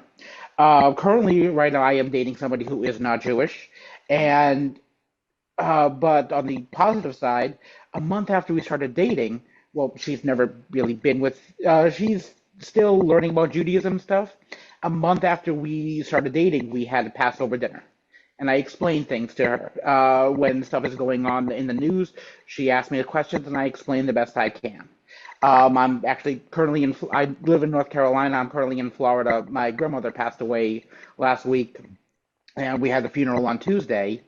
And she was like, well, what's a Jewish funeral like? And I did my best to explain to her. On the other end of the topic, some of my family knows, my closest friends know, I came out as bi last year. most of my family, our extended family, don't know this, so we'll see what happens if we get that conversation. But my mother and my brother were like, okay, cool. My father had questions. What does that mean for me? And so I had a 30-minute conversation with him. And in Raleigh, I am one of the DJs. I do the Raleigh Queer Prom every year. This is the second year in a row I've done this, and I've done queer events in the past. But there are certain times I will not disclose that I am Jewish at some of these events because I don't want any negative things being said to me. I'd rather focus on having a good time, making sure everybody has a good time. There are other times that I do a lot of bar mitzvahs. My DJ name is Netflix famous Evan. I was recognized last week at a party still to this day. But I've learned depending on the type of event I am at, do I disclose I am Jewish? Do I disclose I am bi? What do I disclose? So I've learned what to say and what not to say, essentially. And that I do my best now. And my girlfriend is also part of the community. So and again, if she has a question about anything about Jewish stuff, she will ask and I will gladly answer. So, like I said, I've experienced both sides of everything. I'm sorry for your literally having to deal with all the struggles that we all deal with as being proud Jews, and on top of that, layering it with something where you're getting even more things. And you're very brave for telling us not this, saying straight up to us that not everybody in your family knows, knowing right well that clearly you're okay with this going out there. So I'm sure I have some family members who are going to be, once they see this, they are on the very opposite end of the political spectrum that I am. And I'm sure that they're going to be calling me and asking me what that means. And we will see what happens, but I've also learned I need to be who I am. And I'm 40 years old now. Like I said, I came out last year. And funny enough, most of my friends have all said, "Oh yeah, that's obvious," because they know me and they see my personality, and it's like it is what it is. But well, Evan, I cannot speak for the world because there's a lot of hatred out there, as we've all seen, just as Jews. But I will speak for myself and probably everybody on here to say that I have nothing but love for you. And I am a modern Orthodox Jew, and you would be welcome in my shul. You'd be given an aliyah the second you came, and there wouldn't even be a hesitation or a weirdness there. It wouldn't be even a slight. So I just want you to know you're as welcome as a member of the tribe and a member of the community. That's a totally irrelevant fact, other than it just being an important part of your personality. And I hope you take that to heart. I do. Thank you very much.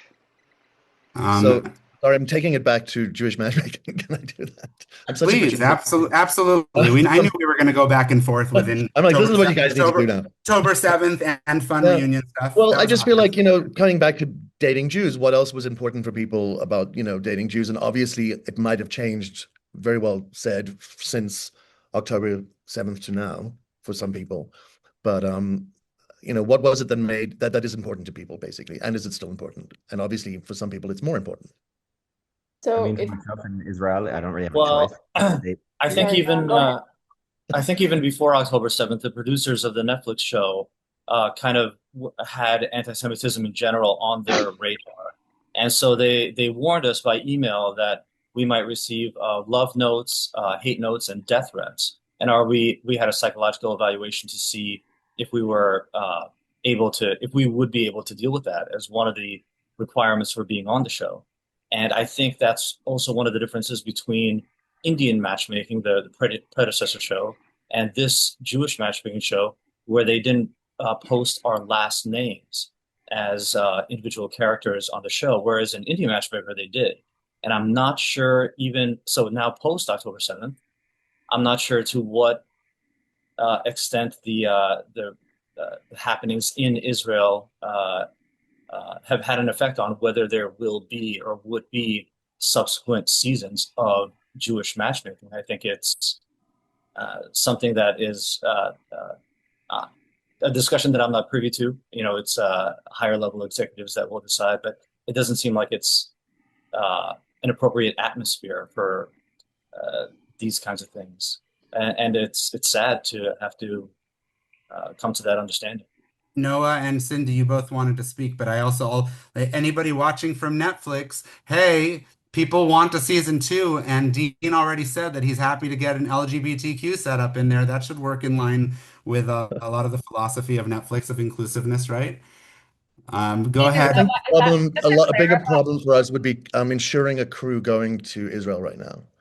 I'm just being realistic about that. It's, Can I, quick question. for at least an American crew to get insurance would be a little tough. Dean, were we, and I think I asked Aleeza this, but do we, just to clarify, because I know was that the sole reason that we didn't get a I'm sure Netflix had a lot of reasons, and part of them might have been even ratings based, because you're looking at Indian matchmaking in an Indian community of how many people? Mm-hmm. Then you're looking at Jewish matchmaking. Obviously, there were people who were The bar coming to is the so high. The bar is so You're high. saying But, you're looking at 15 million of us around the entire world, and if we got every single Jew to watch it, it still would have been probably a lower rating than Indian matchmaking. But also Indian matchmaking season 2 and 3 came out similar timing to Jewish matchmaking, and they didn't get renewed for 4 and 5. So even their ratings with weren't that, great. Also, they were crap. So there we go. Ours was also, wasn't the first season during COVID anyway? Oh, I'm happy to say it. Our show First was season was so during much better. No I feel like problem. COVID shows blew up though. It Yeah, was that's too what I mean. positive. Everybody was just at home. Their first season was okay, but after that, We just need Jewish Love is Blind, and we'll be fine. we would have gone the other way. Up. My God. it's a slow grow with Jewish matchmaking. I We get have the no at the problem saying beginning, that, at and this then we point. continue to grow with all the Yeah, the and also I feel like, honestly, Netflix made a big mistake. In the Jewish community, the show is very successful. It's loved by so many people. I feel like people in the non-Jewish world stop me all the time. They're like, "Oh my gosh, you're Aleeza. I watch the show. I'm in a relationship. I watch with my boyfriend. I watch with my girlfriend." They stop me all the time. So it's not just the Jewish world that watch the show, but also just so you know, but my understanding is Netflix, they can renew it anytime. So like it's there. They don't cancel like other networks. They don't cancel. They just either are filming or they're just not filming right now. So we're just not filming right now. I would like Cindy and I would like Noah to speak because they were going to. And then Shaun, I know you're probably just enjoying being a fly on the wall, but don't think I haven't noticed that you haven't said anything. So you're coming up right after them, even if it's just to tell us about your favorite movies. I have to unfortunately say goodbye to everybody, and I'm really, really sorry. Bye, Dean. And okay. Boaz, Thank you, Boaz. This was really wonderful, and thank you for getting everybody together. And you guys are amazing. I love all of you. It's really wonderful to see you. So, your hubby hi. Absolutely. Thank you for helping coordinate and introducing me to a few people. No problem. Aleeza? Hi, Dean. I'll see you when I end up in Florida. I'm actually coming to South Africa in September, but you're not still going to be there, are you? No. Well, hopefully not. Okay, but I'm coming to Miami also in November. Okay, and my mom's coming to visit. Sorry to do this, Boaz. Hopefully you get to meet her as well. Okay, love you. Bye-bye. Bye. All right. Boaz, I also need to leave. I'm sorry. Yes, we're losing 2 out of our 3 behind the scenes people. I got you, Ronit. Can I just say? I just wanted to say one thing before I go, specifically about the anti-Semitism piece. So my behind-the-scenes role on the show was really to make sure that it was authentic, accurate, and positive. Celebratory, nothing that would be considered, the Hebrew word Chilul Hashem, like something that looks bad against Judaism or makes Jews look bad. So when I was reviewing, I reviewed all the early edits, all the first cuts, before anything was finalized. And I was specifically looking for anything that could make us look bad or lead to increased anti-Semitism. So not that any of you said anything wrong, but, you can edit things a certain way and cut, at certain points. And the way something is edited, it could have been left in a way that basically made us look bad or could potentially lead to increased anti-Semitism. And I do want to give a shout out to Netflix, because every time I pointed out one of these things and said, you really should cut this, or this makes us look bad. And at this time, this was pre-October 7th. And I would mention, the possibility of increasing anti-Semitism, let alone now, we can't afford any more. But I do want to say they took it very seriously. And there were several things that they took out of the show. I'm talking about, a few seconds, but they would take out a few lines if it could have potentially led to increased anti-Semitism. And the executive producer from Netflix, from IPC, from the production company, one of his lines was always like, he's Jewish, my grandma's going to be watching the show. So if my grandma would be mad at seeing this left in, I can't upset my grandma. So his name is Aaron Sedman. I want to give him a shout out. Well, that's lovely. I got really the opposite reaction, and I think we all did, which is that we made something called a Kiddush Hashem, which is like a sanctification of Judaism, and made Judaism look good. So many people came up to me and said, oh my God, this is the first time ever I saw proud Jews on the show. It doesn't matter if they love their bacon, Dani, or they love their cheeseburgers or whatever. They're all proud to be Jews, and they want to marry Jews. And we're not, the Nebuch or the Schlamazel or the guy who, the total nerd. So yeah, go us. I'm just so proud of what we all built together. So I just wanted to say that. I want to say a special thank you. I did make a shidduch, and I asked Ronit to interview, because we were looking for a religious producer to come on board to do exactly what she did. And without you, the show wouldn't be what it is. So thank you. Really have a tremendous gratitude that you made all of us and Judaism look positive, look good, and like you said, celebratory, that we celebrate who we are. We love who we are. We're proud of who we are. And without you, it couldn't have been. Dean was on set in location with a lot of us, but you were behind the scenes and people didn't really know about you. But I am so grateful. You guys didn't really know about me, but I was like, I knew about you. No, Aleeza knew, but not all of you knew that I was like, 1 second, Cindy didn't really mean that. Like, you cut it at a certain time and whatever. I'm just using you as an example, Cindy. But, for all of you, my overarching goal was that each of you individually should look good, and Judaism as a whole should look good, because Lord knows we have enough negative portrayals. So, and just to say that we also, Jewish Matchmaking received an award from, and Ronit was there and Dean was there, from... And you were there, and Harmonie was there, and Harmonie was there with her sparkly boot, because she had a broken 1 year ago today. Yeah. But we were there with Allison Josephs, who has done Jew in the City and has done all these production things behind the scene, making sure that Jews look appropriate on television, that we are represented as who we are, that we love who we are, because we do, because we're proud of who we are, and that you see all different varies of Judaism and all different levels of Judaism, and a respect no matter where somebody is at. And they celebrated that and honored Jewish Matchmaking. So thank you, Ronit. A shout out to Allison for honoring that. Yes, shout out to Allison Josephs. Indeed, I was going to say, do you know about her and Jew in the City? I'm in touch with her, and it's all about her trying to get depictions that don't suck and aren't that same damn cliche and just bad things, like when Grey's Anatomy put in the thing with the Jews just doing things that they wouldn't do when as if Jews don't have a pikuach nefesh type situation. Point is, it's really nice to get some authenticity. So thank you, Ronit. I know you have to go. Also, just a quick behind the scenes, like honestly, they played a clip of the show, and like we were all there. It was so surreal, because it was like the Emmys, the entire crowd, whether they saw it or not, was so celebratory, and just like it was like I don't even know how many people there were. It felt like 3,000. There was probably 1,000. But then at the end, what was so beautiful is we had like a little after party, and Aleeza was kind of like in the center, and everyone was just coming up to us saying, thank you so much for portraying Jews in this light. Like to see like it on normal TV, human beings, like normal to see it on human TV beings. is one thing. Exactly. But to have people, literally lines of people, like acknowledging of how it changed the way people see Jews, is so different. So just like taking again something to like integrate it into real life, and then watching the ripple effect, which you had, was the most beautiful thing. And I don't think there are enough programs that do that. So kudos to her for really choosing us as a whole, the show, and Aleeza and Ronit and Dean, to honor that, because I think more of that.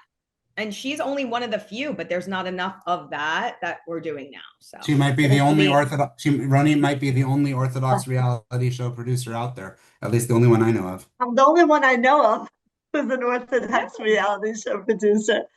Yeah. So yeah, I just want to keep going with this and just, you know, keeping to increase positive portrayals of all of us.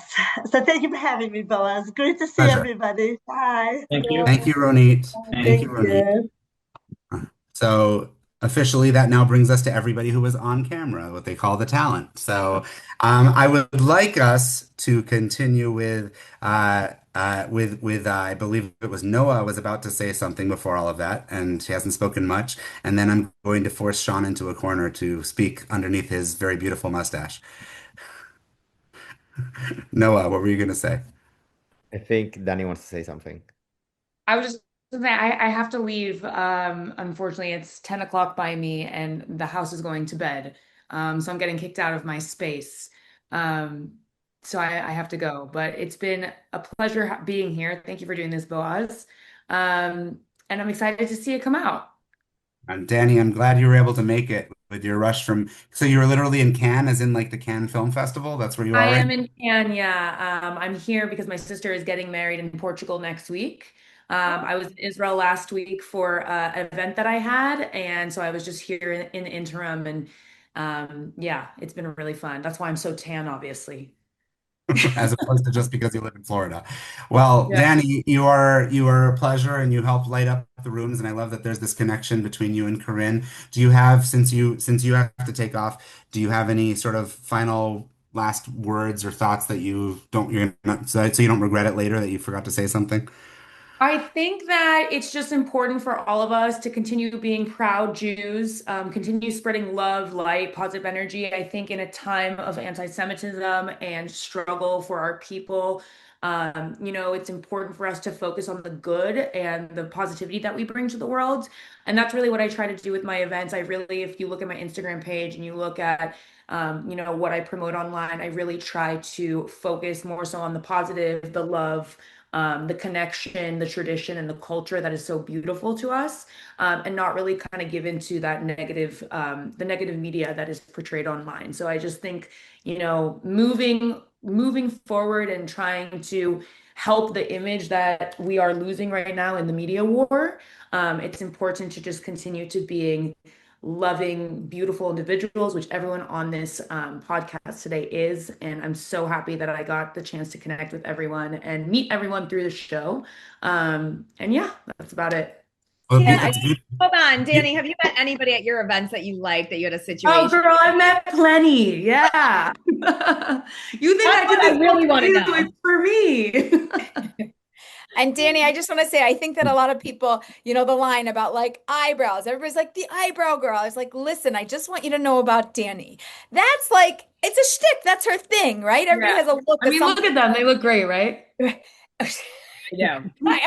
She has to ask, and I have to say, yes, they look great. They look great from this angle. But I think what I want people to know is that really you have so much depth to who you are, and that when we spoke about dating and relationships and all different things, you were very open. You were so open to, Aleeza, well, what do you think? Well, would this work? Could it work? Like you had a real genuine curiosity. And I don't think people saw enough of that, because you also have a really insane, playful, awesome side, which is so camera worthy. So you got a lot of that play, but I don't think they saw how genuine and sincere and open you were.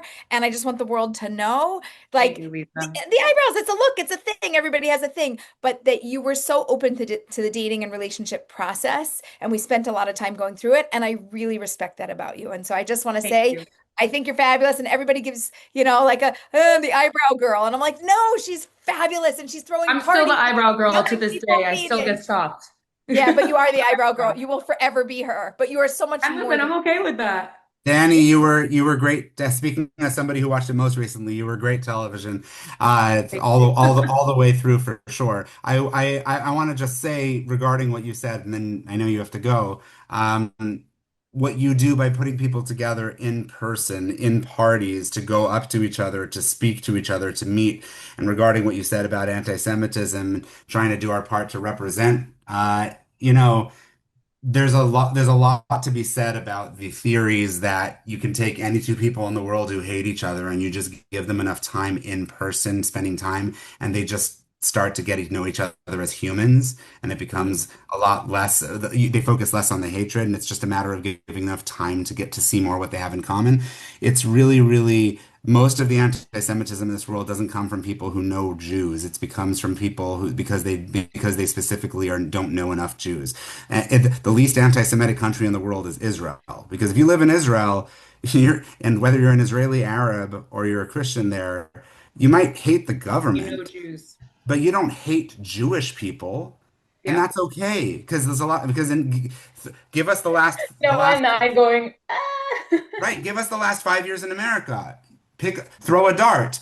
We've all hated a government, but we don't hate America and Americans, and that's what the world misses. Is they look at Israel as almost like a person to dislike, even though it's kind of ridiculous. What you're doing, Dani, is you're making sure that people will actually get to know people as human beings, and that's what this world needs more of. And that's why I do my show, in spite of the fact that it's on face value a little ridiculous having so many people in a room and nobody else does it because they're like, "Well, we can't focus on every single person."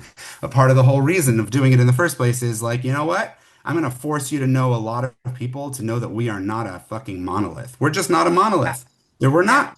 Look around this chat, and we know two of us are the same person. We don't have the same personalities. We don't have the same religious level. We don't have the same sexuality. We don't have the same identities. We don't have the same cares in life. So the point at the end of the day is you put people in that room to get to know each other. They're going to realize that everybody is different and everybody can be beautiful if you get to know them. So keep doing what you're doing and find somebody for yourself too at your own time, at your own pace, Yes. whoever is right for Yes. you. Awesome. Well, thank you guys so much. It was good to see everyone. Thanks, Dani. Bye. Bye. Thank you. Piggybacking off of, I have to leave also. Oh, Karin. I Her know, flight leaves, so she has to leave the party too. I know, we're just so connected like that. I can't be here if she's I not here. keep trying to get to the guys that haven't spoken much, but then I have to say goodbye to the people that are We're leaving. just giving Shaun a lifeline to like think about what he's gonna say. I know, So by the seriously. time Say he gets something there, really he'll quick. have all this insightful stuff. I'm going to speak for 1 second now that I've spoken. You can continue. I'm He's here. gonna be I'm ready like, to I have talk. to You, go. you got a Oh question? no, that I have Also, to just leave. count. going to say a couple words. Otherwise, now I've spoken. Corinne, if you have to leave, and if you do have to leave, obviously go ahead. But what? Give us some last thoughts on your end, please. I appreciate you being on.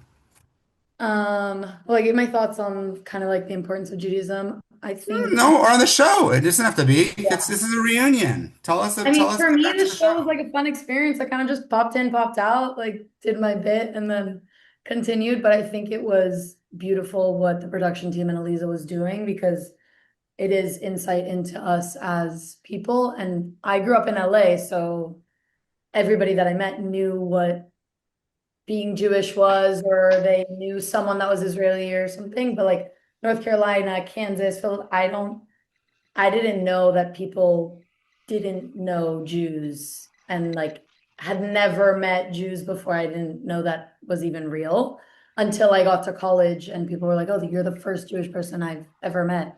I was like, "How? How's that possible?" Because I'm coming from LA.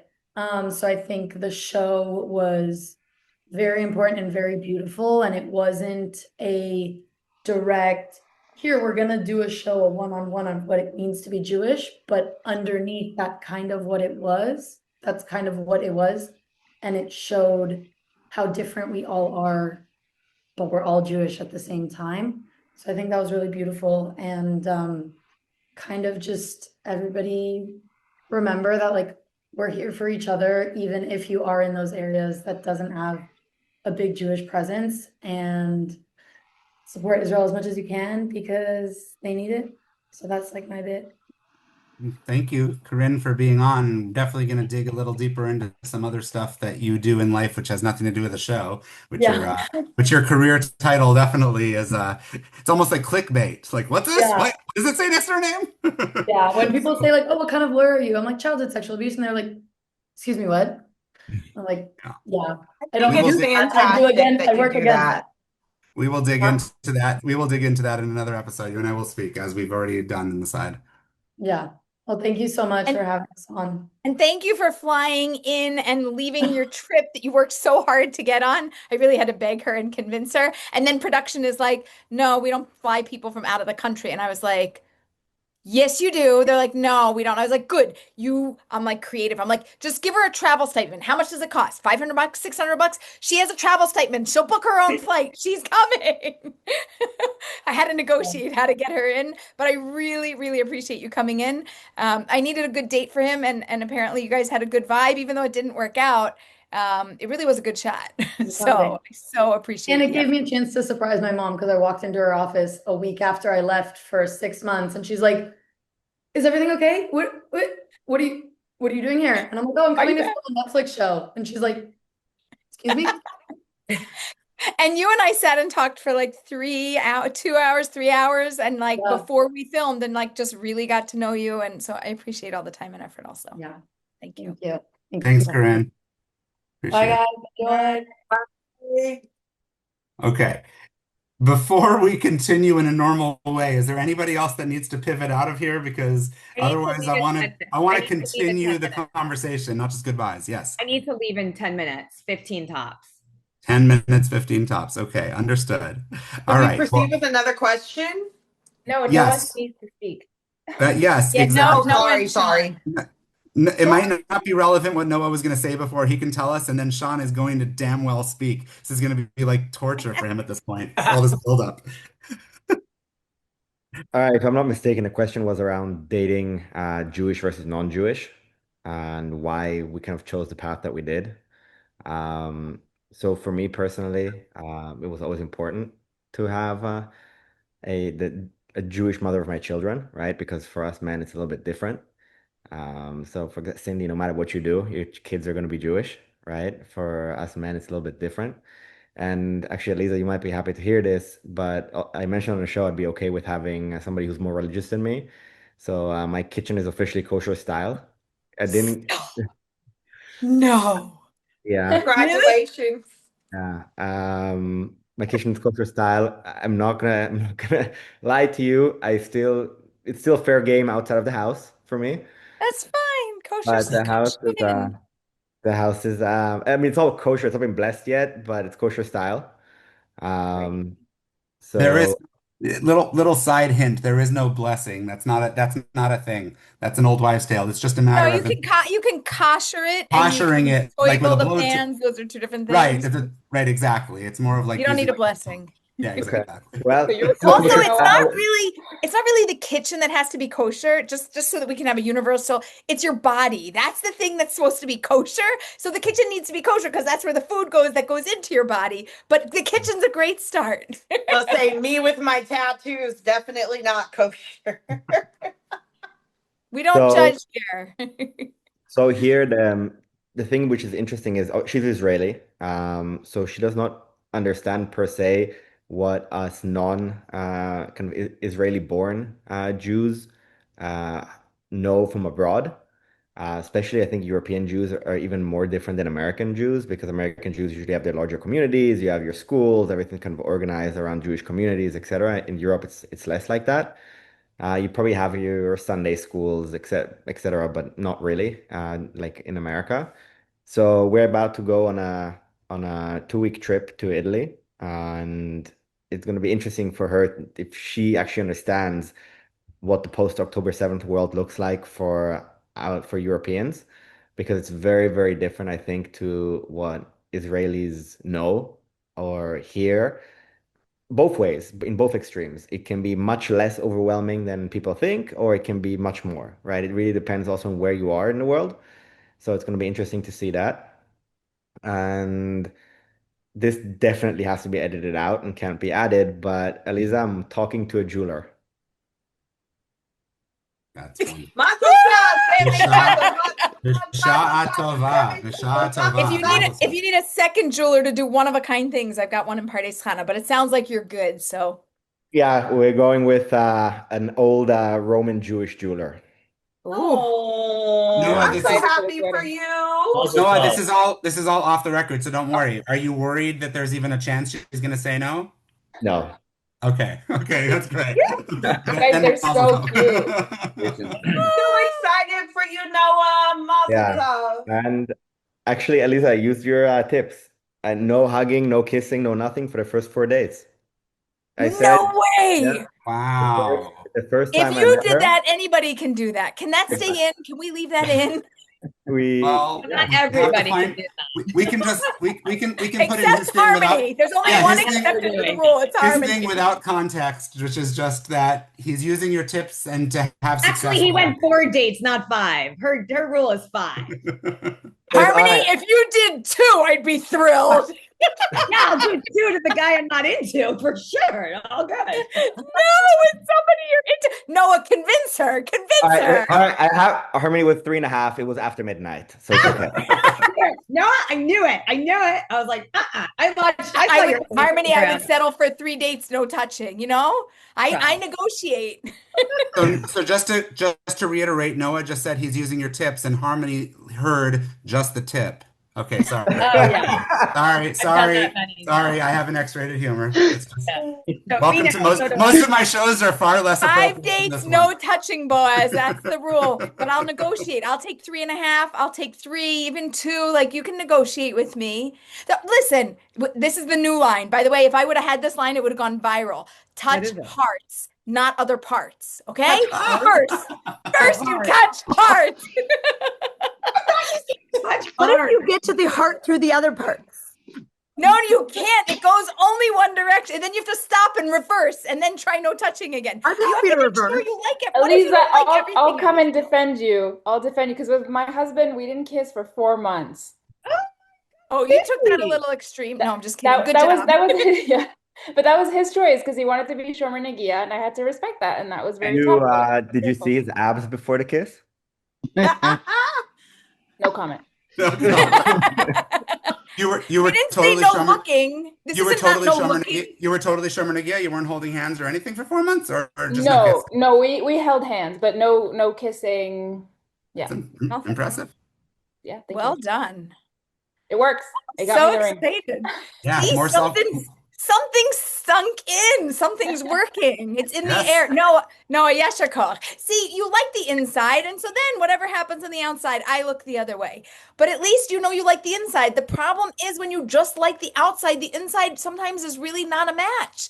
And it's just a problem to do it in that order. That's all. Aleeza, I love how many people on this show have used the things that they've learned from you on the show to still help them going forward. Like Ryan, and now we're even seeing like Noah. Like I love that. Then Harmony was saying she's used things within. I love that. Like this is what we talk about, right? This is why I said before, you go on a date. There's not really, in theory, there's no such thing as a bad date. You could not enjoy the date, but if you have your eyes open and you have a memory and you're not like Memento forgetting everything, you get to actually take even a bad, unenjoyable date, and it can be the most useful thing that you've had in your entire life that helps you get to the right person. So I would argue we should get rid of the lexicon bad date and just call it an unenjoyable date. We have unenjoyable dates and we have enjoyable dates, but there's no such thing as a bad date unless you're incapable of learning. Harmony, just to come also a little bit more to your defense, Aleeza, the reason I did decide to go with that is because I was a little bit on a hooking up binge, and I decided that I actually want to find somebody. So I said, what can I do? I'm going to go Aleeza style. Yeah, I love that. I love that honesty, Noah. Go Aleeza style. I love that. So I put, by the way, all of these things, all the Aleeza-isms, I put it in my new book, which came out in January, which is hiding in the background there. Matchmaker, Find Me a Love That Lasts.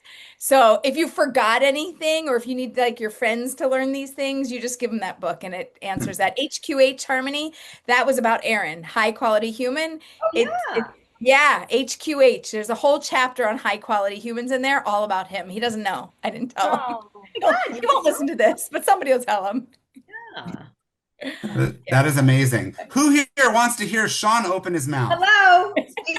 we need to leave it at some point, Shaun. Let's go. Shaun, this might even air in Movember, so that might be perfect for you with your mustache. Come on, let's go. I'll be ready. You'll still be here in November, I think.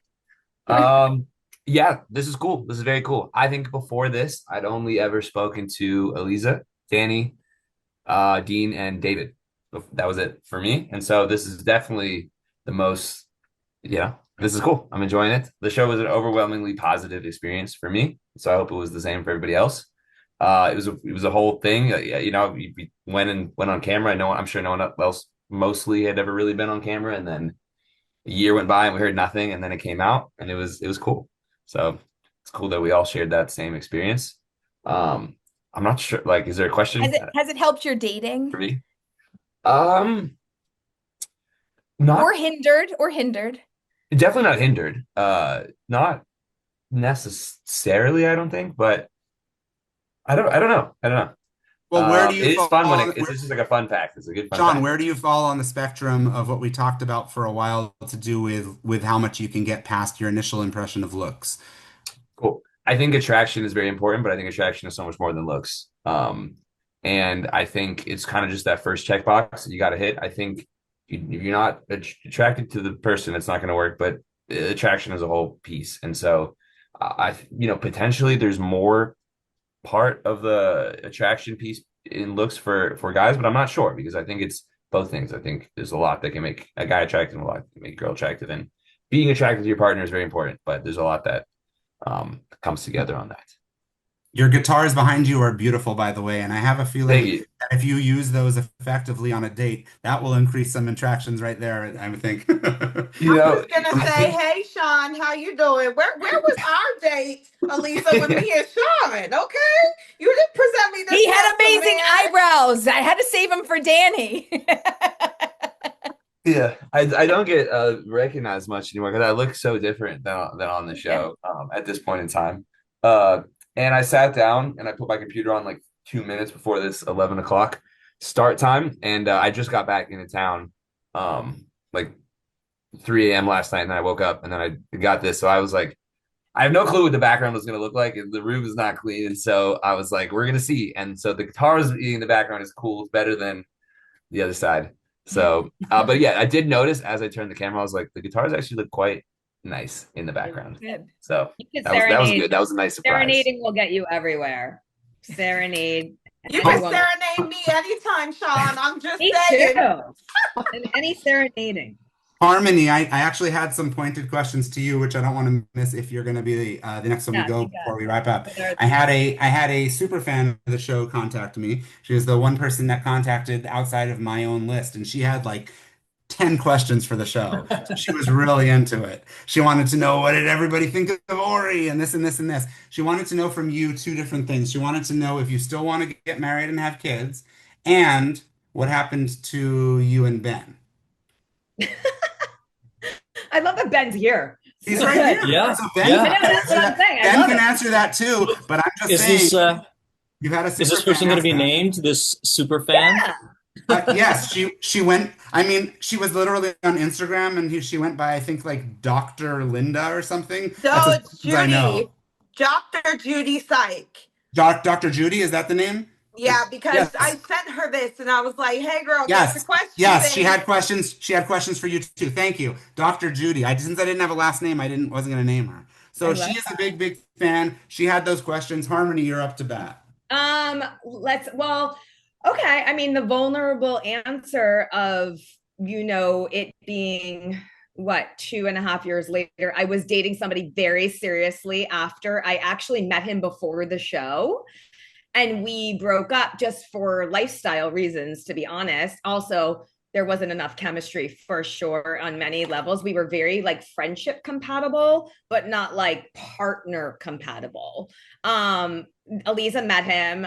He even came up on stage a couple of times, love him deeply. We got back together after the show. And why this leads into the question is that we were going to potentially get married. And I really thought that this was my last shot of having a child. So for women everywhere, like how that sounds is I kind of was like, let's just keep going because I really want a child. And that's like my honest, true answer, even though I probably knew deep down he wasn't the partner for me, I wanted the child. And at this stage and age, biologically, this is it. Like, I just don't, I'm 47. So by the grace of God, if something happens in the next year, amazing. However, my answer would be, yes, I absolutely want to get married and have a child, however that looks. So it definitely shifted where I was controlling and holding on to what it looked like. And now I'm kind of like, you know what, whatever comes in. And this show and Aleeza really helped me to actually open up to seeing that it could look differently. So that was the biggest gift I've ever got from this show, was that it could look different. Also, secondly, my dad is like even more, like everything I said on the show. My grandmother passed. Evan, I'm so sorry about your grandmother. She was like my grandmother also. She was 100. She lived a good life. But my dad on the show, I'm like, he can't walk me down the aisle. He has Parkinson's. He is now maybe at the end of his life. And it is the most horrific thing. And I'm like, oh my God, like I have a choice to accept my own sort of like mortality in this respect. What are the things I really want? One of the things I really want is I want to get married and have a child, however that looks. So that it highlighted, the show kind of highlighted the thing I want the most, that I've been sort of like, if it happens, it's fine. But deeply at the core of who I am, I want that more than anything. Can I just say, and he may not be, and he probably won't be able to see it, and it's going to make me cry because he's at the end. So I am extremely sorry about your father. Sorry, I didn't mean to. No, Yeah. I appreciate you sharing that. I am extremely sorry, as somebody who works in a hospital where I'm often helping people get better, but often helping people move on. I'm very, very sorry for what you're going through and what he's going through. But I will also say, as a human who's watching this as an outsider, that I am relieved you didn't get married as a compromise. I would love to hear what Aleeza thinks, but I don't believe in my heart of hearts people should ever be at the point of their life where they say, well, I'll get married, I guess, because what else am I going to do? Like, I don't feel like that's ever going to be the right reason to get married at the end of the day. That's at least how I feel. I don't know, Aleeza, if you have different thoughts as a matchmaker professionally. I think for Harmonie, she has to be true to herself. And if she's not in it, even if she got married, she wouldn't stay married. So, and we've had a lot of heart-to-hearts. And I think that she needs to find somebody that satisfies her soul and has a really great looking body. I love you, Harmonie. No, But it's funny to her, because to her. But actually, just the last point is that the deepest thing that wasn't there was the emotional connection. That's what was not there. And to me, that was the thing I couldn't compromise on. Everything else, I'm like, he's my best friend, all the things. It doesn't matter if he has abs or not. Like, I prefer it, but it doesn't matter. Because at the end of the day, for me, it was the way we connected, and the emotional connection and the way it grows is everything. And we could not get there. And so for that, I couldn't compromise. So, and in Kabbalah, there's something also that just says, like, when it's this age, and I went to this thing with Monica Bergman, she's like, at 47 is when it happens. Like, you start to just evaluate everything. And I think this is happening for a reason. And I just thank Aleeza and the show, because I don't think I would be in the position I am helping people the way I am if I didn't go through all of this. Because who am I, right? I'm not married. I don't have a child. I'm like the perfect coach because I've experienced all of this and I know what they're going through and I live it every day. So like for me, Aleeza gave me that because I'm on the opposite end where I've gone through all of this and I can so see people and the pain of what they're going through, wanting and yearning for somebody, but being true to who they are, which is the biggest part of what this show gave to all of us, is just really stepping into like the essence of who we are on the show, but then also attracting from a place of heart and not from up here. So do you mind if I tag on? But then I don't know. We're like, it's open, Harmonie, when are you coming to Israel? Yeah, I know. I know. I think Israel, and actually I think like I got the most DMs from people in Israel. So I feel like that should be my next step. I am going to a wedding in Italy in November. So I want to come over from there. So you go on one walk down the boardwalk in Tel Aviv, and I promise you'll have options. Okay. Not all the right options, but you'll have options. I just want to tag on the back of what Harmonie said very, very briefly. I'll keep it brief. but I so relate with how you feel. And also, as far as like, I've had those nights where I've cried myself to sleep, that I'm just like, God, like, please just bring somebody that's gonna love me. And it does take a self-reflection to realize, okay, you know what, like also like for the image of having children. I shortly after the show, well, about a year after, yeah, shortly after the show, I was diagnosed with PCOS and endometriosis, which answered so many questions that I had about what was going on, but it puts that timer and that pressure on you of, okay, my baby clock is ticking. It's ticking and I can't do anything about it. And I'm not finding anything, like, what the fuck? I just need to like have that baby. So I've been there with that same connection that you had of just like wanting, like, you know, it's not ideal, but it's like, okay, but this could work. You know, this is a way for me to have what I want. And then I've also had to take a step back and realize, okay, it may not come in that form, but it'll come in a different form, and just accepting that. So I just wanted to say, like, I feel you so much on that and relate so much on that. And it's not, you're not going through that struggle alone. It's incredible that you guys are opening up like this. Pamela, you wanted to talk right in the middle of this. I definitely want to know what you wanted to say. Yeah, sorry, by the way, there's like a huge storm in Florida right now going over us. So my like lights all went out and whatever. We're yeah. First of all, I'm in a little bit of a different place because I don't want kids. I like to say I have Tourette's. My uterus is not, and I know because she isn't ticking. There's no there's no tick, there's no timeline happening there. But I agree that for me doing the show and getting to work with Aleeza, and Aleeza and I met well, like 10 years ago in LA. I did a show and she ran up to me after and was like, "Are you single? Are you trying to find someone?" We stayed in touch this whole time. But I loved doing the show so much because I think it forced me to so I have Tourette syndrome and I learned to love Tourette's way before I learned to love it in dating. That was a different timeline. It took me a lot longer. And part of doing this journey for me was like being honest with myself on what my fears were, what scared me. I am 4'6.5". I'm twitchy. I'm a comedian. There's a lot for men to fetishize and like figuring all of that out. And so since doing the show, I love diving into that so much that I wrote a solo show about dating with a disability and what that journey was like. Because it's been fun for me to look at all these pieces, find a whole lot of humor in there. And the show is filthy, so that's great because I gotta come see your show. I've been I've been touring like a lot of high schools, colleges, corporate, and it's nice to let the pendulum swing and just go filthy. But that's been really powerful as I like continue embracing what makes me me. Pam and I are actually going to be together in November in California because since the show came out, I've been doing live matchmaking shows. So I've been to over 85 different cities and communities across the globe. And there was one that was supposed to happen in New York or somewhere. It didn't happen. And Pam and I were going to try to do something. And they said, when they hired me, they said, "Oh, we want Pam, who was on the show. We know her. We love her." And I was like, "Yeah, bring her." She's like, "Great. We're going to have you guys on stage together. You'll do interviews. We're going to run a whole singles program together." It's happening in Irvine, California in November. So we're going to get to see each other. It's been so fascinating and such like an amazing journey to see. Again, we have like Dani who's running events and David and Harmonie and Pam who's doing dating things. Like so many people leaned into dating and doing dating stuff. I just think it's fabulous. And I'm really happy that have embraced all of you and in the dating realm also. And I love that you're so clear. Like, right, kids, not for me. But if you have kids or if it's a different situation, like, okay, we'll figure that out, but they're not coming out of my uterus. I say I don't want children. People gasp. I have a master's in child advocacy. I love kids. I want kids to know they belong, just not in my tiny Manhattan apartment.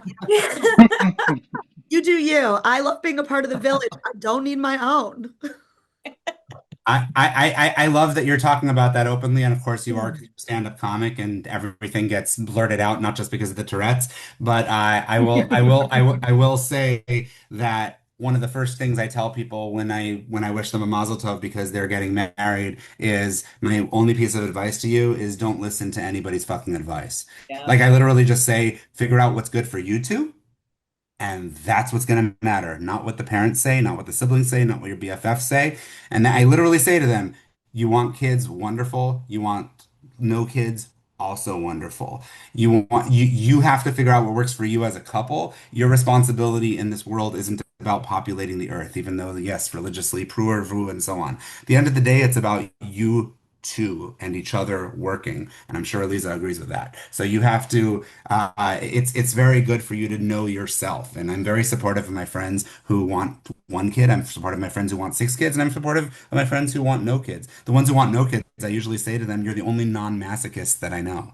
So, No, but also the other thing that you have to recognize with Pam is that she is raising generations through the advocacy and through the work that she does. So while she might not have any of her own children, she has actually thousands of children that she has helped to uplift and to raise and to, make into better humans into this world. So for all of your advocacy and everything you're doing, you have far more children than I have. I just did this morning, I did too, and they line up and share with me what makes them them. And so I have hundreds, thousands.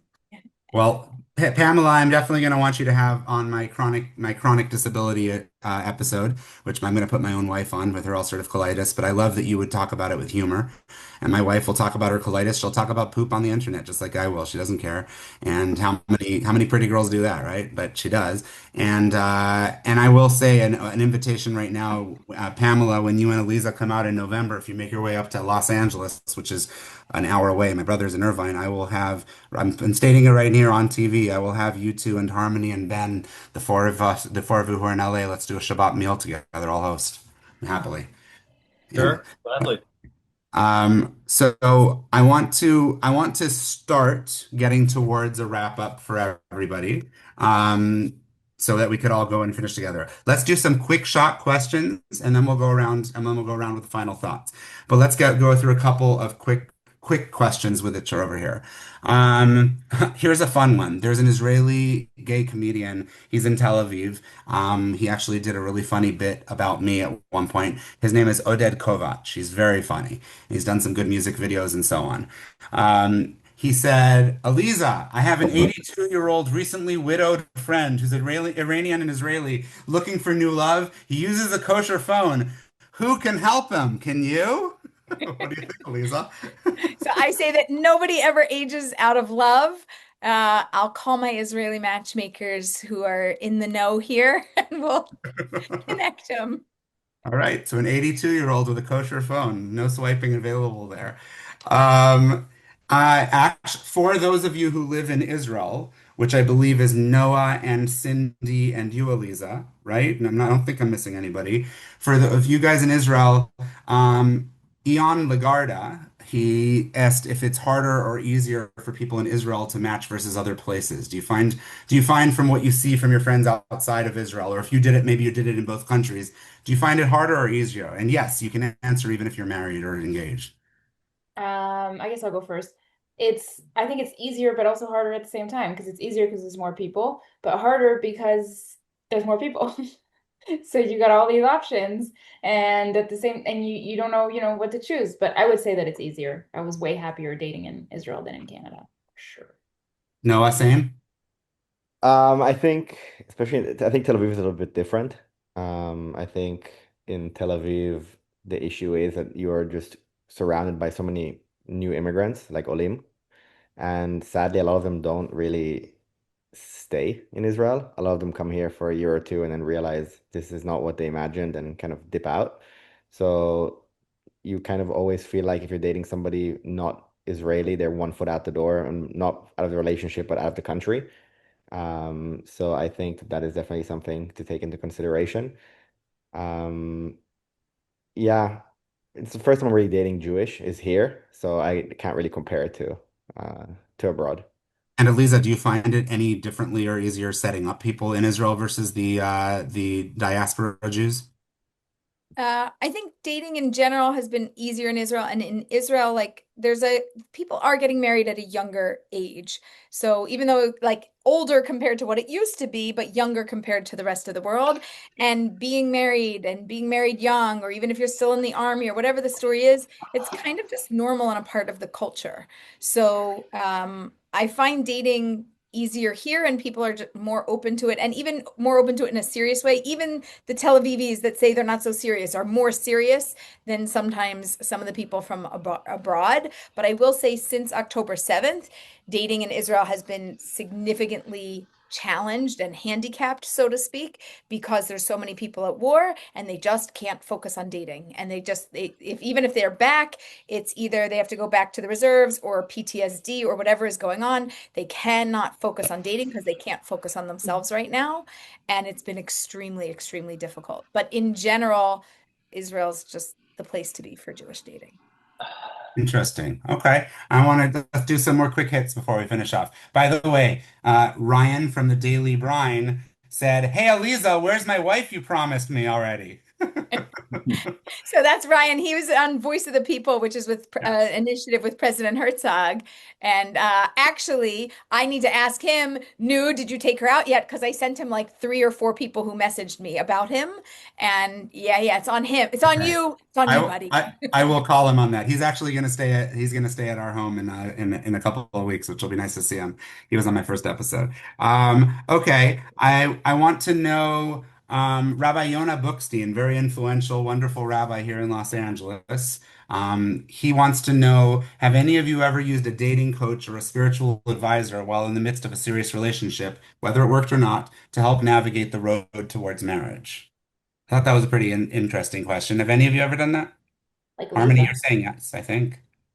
But I didn't get married, but I did do it at a very pivotal point, and it actually shifted our whole relationship. So I really believe in that. I feel like if you're hitting certain, aspects in your relationship where you do want guidance outside of yourself, because I'm coming from a different avenue, because more if you want to move forward into marriage.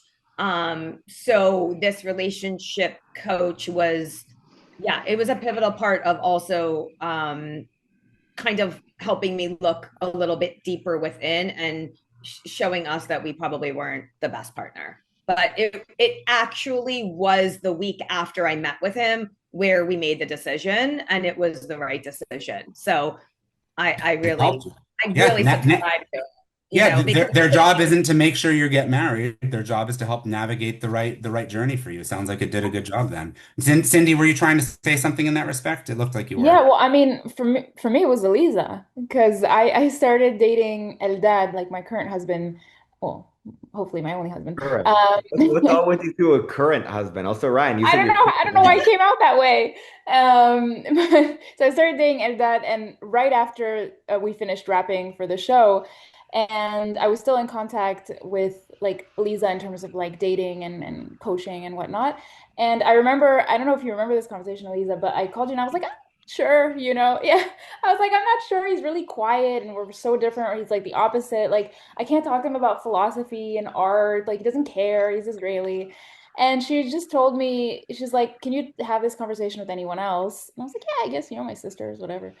And she's like, if you can do that, can you enjoy the silence when you're with him? And I was like, okay, I guess I'll try. And that was like a very pivotal point for me, because I kind of thought about it the next time that I hung out with him, and I was like, am I comfortable in this silence?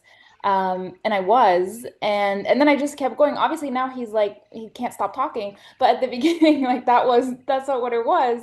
And so that was really helpful for me, and yeah, a big part of.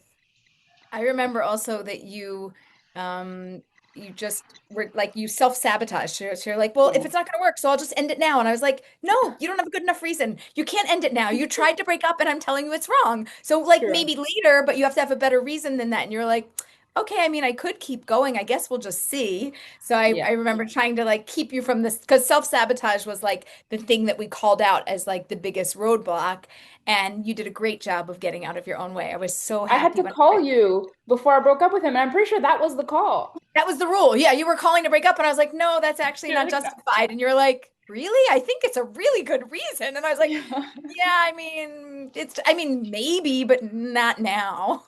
And that's it. I didn't really hear from you too much after that until, I mean, I would check in, but you were like, no, we're actually good now. And I was like, Yeah. right. Oh, good. That was helpful. Actually, Aleeza, a very specific question that I don't want to miss asking you. Kate Rubenstein asked, she watched the show for sure, and she said that you had a very powerful quote within there, but she wanted you to expand on it. You said, "Soulmates aren't born, they're made." So she'd really like you to explain what it is that you meant by that, and also how would you recognize a person enough to know and make them into that soulmate?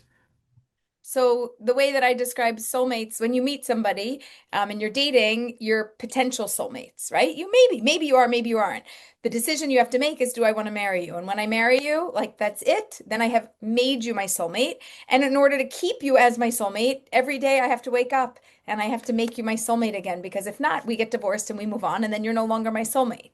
So making a soulmate is an active choice, and choosing to stick with somebody continues to make them your soulmate. What was the root of, I don't know that I answered the question because it was a How two-parter would there. you, it was more just How about would how do you turn somebody into one? So you marry them. I mean, you can literally go eeny, meeny, miny, mo, get married, and that's your soulmate. I would recommend doing it with more insight and values based and other things, but like the person you marry is your soulmate. If you don't like them, they're your soulmate. If you decide tomorrow that they're ugly, they're still your soulmate. Like you marry them, they're yours, but I would choose them through values set and making sure that you're in alignment. And of course, the body has to be good enough with or without the abs. I love that. We keep coming back to the abs. I have none for the record. It was a good, by the way, Cindy, it was such a good line. No abs, no Cindy. It was spectacular. It was a gorgeous line. Gorgeous line. There were a lot of great lines in the show. Okay, well, we're gonna now wrap up for everybody because I know that we're getting towards to the end. So we're gonna go around. There were a couple of things that we're not gonna get into that are more serious questions, but like we'll put out there in the universe to talk about in a different way and form. Like Adina Sash, who you guys know as Flatbush Girl, who's going to be on my next episode with Aleeza, by the way, which is about the Aguna crisis. So she was asking, do you encourage others to have a halakhic prenup? That's something that we can get into more in the next episode. Good, and so did I. Good job, Cindy. I did it. I did one publicly at my wedding with my wife. We did a post-nup because we were married legally 6 months before for benefits, but when we got religiously married, we did a post-nup and we made it a spectacle and so on. So that's its own interesting thing to talk about when we have more time in our next episode. But shout out to Flatbush Girl for that. We also had Rabbi Leo D, who I'm so glad is now remarried. Anybody who doesn't know No, Rabbi, not yet. He's engaged. He's engaged. he's I just engaged. Sorry, introduced he's him. engaged. Thank you. It's just an unbelievably massive thing. If you don't know who he is, look him up. He has suffered more tragedy than any of us should ever know in life. He's coming to Los Angeles soon, and he asked, how would you solve the shidduch crisis? Again, something we can't really get into in 2 seconds here at the end, but I want to give respect to these amazing people who, as you can see, were sending me questions directly for you, amongst others. Let's do some final wrap up so we don't have to lose any last people like Harmonie and Cindy, who I know have to go amongst others.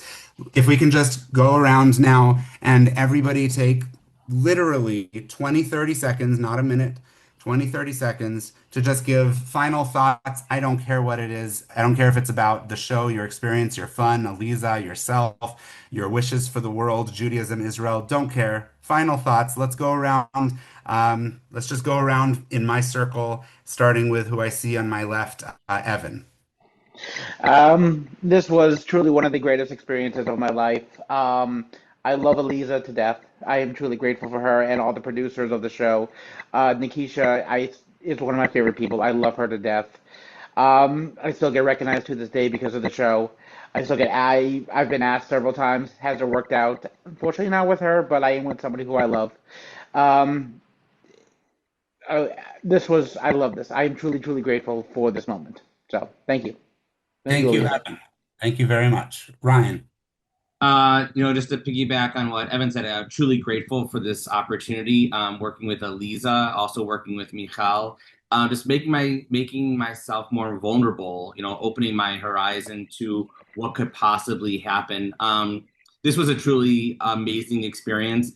The Philadelphia Jewish area is, it is a large area, but it's still a small area. And it was amazing being recognized with Michal and just with the Jewish community. And I paid tribute to learning from Aleeza and with Michal, to be now having a successful marriage with my wife.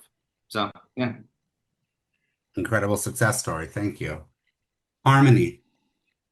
This show changed my entire life. I've been on camera many times, pretending to be like a host or like something, that wasn't 100% true to who I am. And this show allowed me to really crack open my heart. And Aleeza was the pivotal point. Like, I didn't know who she was when she walked in, because obviously we didn't get to see each other until that point. And the second I met her, it was instantaneous. Like, I'm just going to give this my all. And it allowed me to also step into my full purpose, which I always dabble in things like, obviously an issue with commitment, but I got to truly, truly I did this show so wholeheartedly. And as we know, they only show a piece of who we are. And obviously mine is a little sexualized, which is important to me. But the other piece of like the emotionality and what it did for me, I now can help hundreds and hundreds of people with their journey. And I always say this, that my purpose to be on that show was not to find my husband, was to truly step into the full authenticity of exactly who I am today. And then that will come after. That was the whole purpose. So thank you to everybody on this, and for you for facilitating this conversation, because after 2 years, things start to get lost. And it just reminds us again of how we stepped into like who we are and put ourselves out there for the world to see and judge. And one thing, back to Judaism, just like how we don't judge ourselves and how we have to operate in the world as if we don't judge anybody else. And if they do, that's on them, but we don't have to worry about that, because we only need to worry about us and our hearts. So thank you for that. And thank you and congratulations to everybody who got married. Amen. And congratulations to you for finding yourself, which is just as important, by the way. Pamela? Echoing what everyone else said, I love Aleeza. I loved being a small part of this. It was fun. It was, I tour full time with comedy and storytelling about loving what makes you, you. And soon after the show, I did an event for like 500 middle school and high schoolers. And I could see they all wanted to ask me something. And finally, one of them felt brave enough to ask during Q&A about my dating life. And there was a moment where I was like, oh my God, everyone in this room saw me on a date. All these kids saw me on a date. But once I got over that, I love this idea that since that, people have asked me about dating and even sex with a disability because of the show, at almost every keynote I've done since, from corporate to high school and everything in between. And when they're asking me about that, what I think they're asking is, what does it feel like to bring your authentic self? And here's something I'm struggling with. And I saw you do it on TV and you weren't ashamed to be different. And do you have any advice? And I think that's what they're asking in a roundabout way. And being a part of this show, I think, gave people a green light to ask me something that felt a little scary and taboo. And so while I didn't find love on the show, and not yet, I'm still dating, it's been really powerful to feel like I am a bit of a conversation starter in a lot of these keynotes about bringing your authentic self to a relationship. It's definitely going to make you an even better and more comfortable comedian, which is impressive to say because you're already a damn good comedian, but bring more of yourself to it. It's only a good thing. Nakysha. Well, to be honest with you, I still feel kind of like shunned almost from the Jewish community, which is how I kind of felt to start with. I'm still getting questions like, is your mom's mom Jewish? And I'm like, enough is enough. So for me, all I know is that I am just kind of focusing on myself right now and navigating through unlearning some things that I've picked up, by being raised by a single mother who has had to kind of step up and step into masculine energy. I'm learning to unlearn and let myself be in my feminine energy. And I think what I realized is that I want a man who can do that for me and that won't feel emasculated by me riding a motorcycle, by me being able to provide for myself and not relying on anyone. I mean, I was also raised by my grandmother to be like the perfect housewife.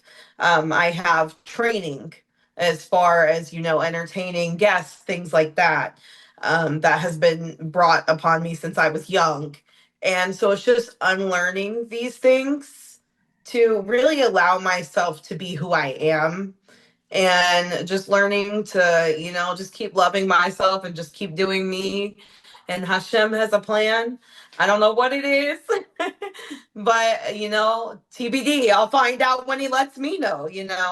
But this was a really great experience, and I love Aleeza so much, and Dean, and all the producers on the show, and everyone who got to be in this experience. And I'm very grateful. It still has not discouraged me from wanting to date Jewish. I definitely do. I would prefer that my partner be Jewish. And so maybe that again means me just taking myself out of Kansas and, to put myself in a bigger pond.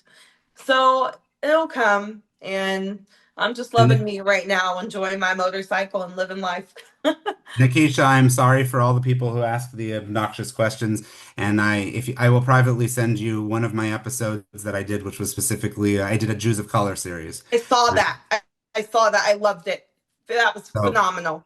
Also, you can just let everybody know we had 2 different rabbis doing background checks on everybody in terms of their Judaism. Noah's smiling because we hunted everybody down, we connected them, and we were like, great, are you Jewish? Are you halakhically Jewish? It's a show about Jewish matchmaking, and it's not just culturally Jewish. So we actually took care of that, and so nobody should have any questions anymore. I'm certified.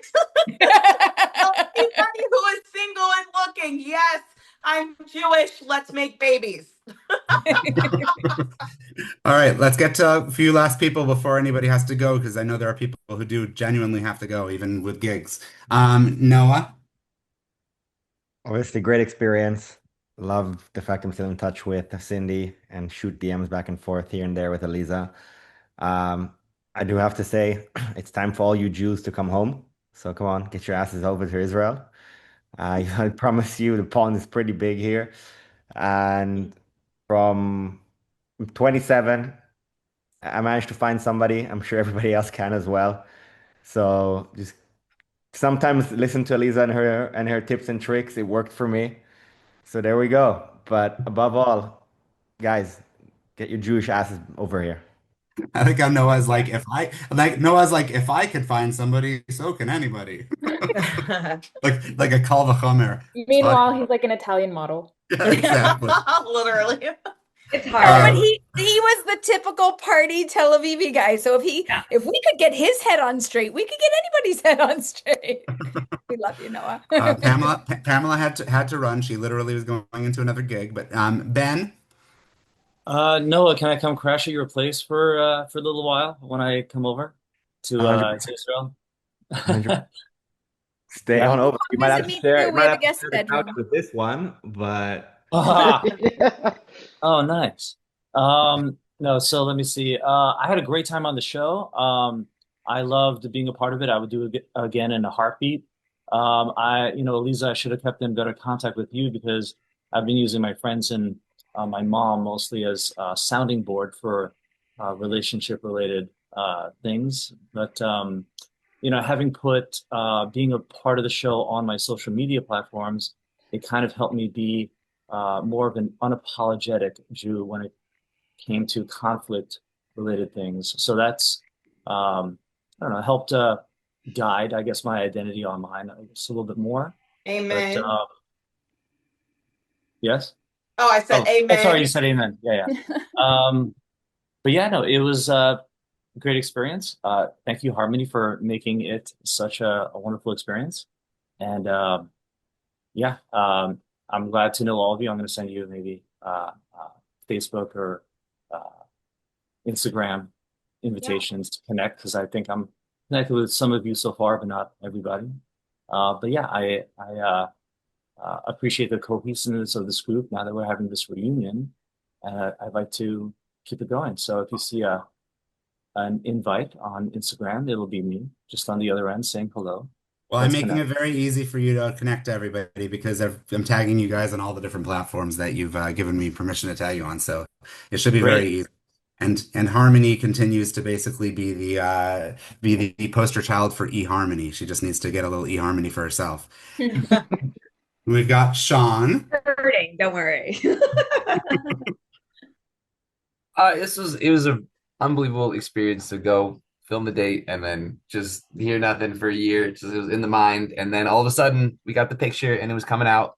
And when I watched the show, I just thought it was awesome. I was really proud to be a part of it. Didn't know what, it was hard to know what we were getting into, and Aleeza assured me many times that this was going to be, not like a typical dating show. It was going to be, a really special thing. And I watched it and she was absolutely right. It was very cool to be a part of the experience. I was very grateful for it. We didn't do the first name, last name on the show, but I did name drop my cousin first name and last name. And we had people from all over reaching out to him, reaching out to me, connected me with, family. And so it was just, it was a great, overwhelmingly positive experience. And it's cool to talk to everybody and listen for a little bit. So thanks for having me. That's all for me. Thank you, Shaun. Appreciate that. Yeah. Cindy. So I guess my message is my mission has always been to bring joy to the Jewish community and to our community. And I was a content creator before, and I still am. And the show gave me just a bigger platform to be able to do that and to remind the world that, our anti-Semitism does not define our Judaism, and our Amen. Judaism is so much beautiful and so much more bigger and special than anyone can take away from us. And I want, and that's, and when I was asked on the show, why do you want to marry Jewish? I said, because I want to be a part, my grandfather survived the Holocaust. My great grandmother fled off of a thieves caravan in Libya with gold in her bra. And I want to be a part of the miracle that continues that. And I think that's the message that we need to remember, is that we are a miracle and the Jewish people are a miracle, and no one can take that away. And if we remember that and we keep spreading Jewish joy, we'll be okay. That's it. And Amen. thanks for your content online. It is very special. I connected with you and followed you before any of this, so thank you. And the wonderful and pivotal, last but not least, Aleeza Ben Shalom, the Jewish matchmaker. Thank you, Boaz, for having all of us. This is really long overdue.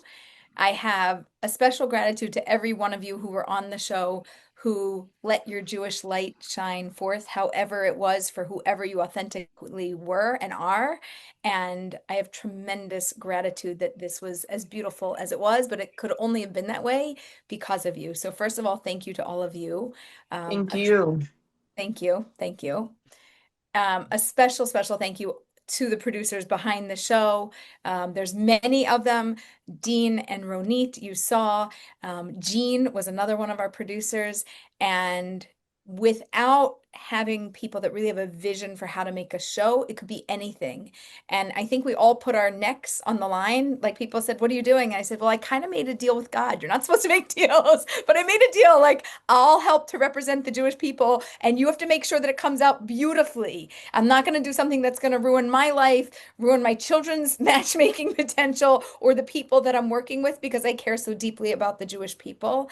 And I have a tremendous gratitude to IPC, the production company, and to Netflix for making a phenomenal Jewish show with so many different Jews, all different walks of life and all different locations.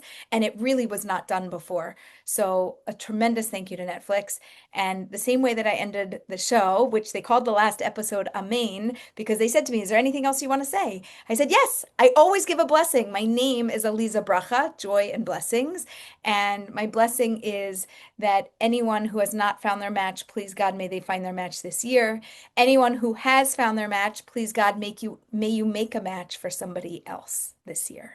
Amen. Amen. Amen.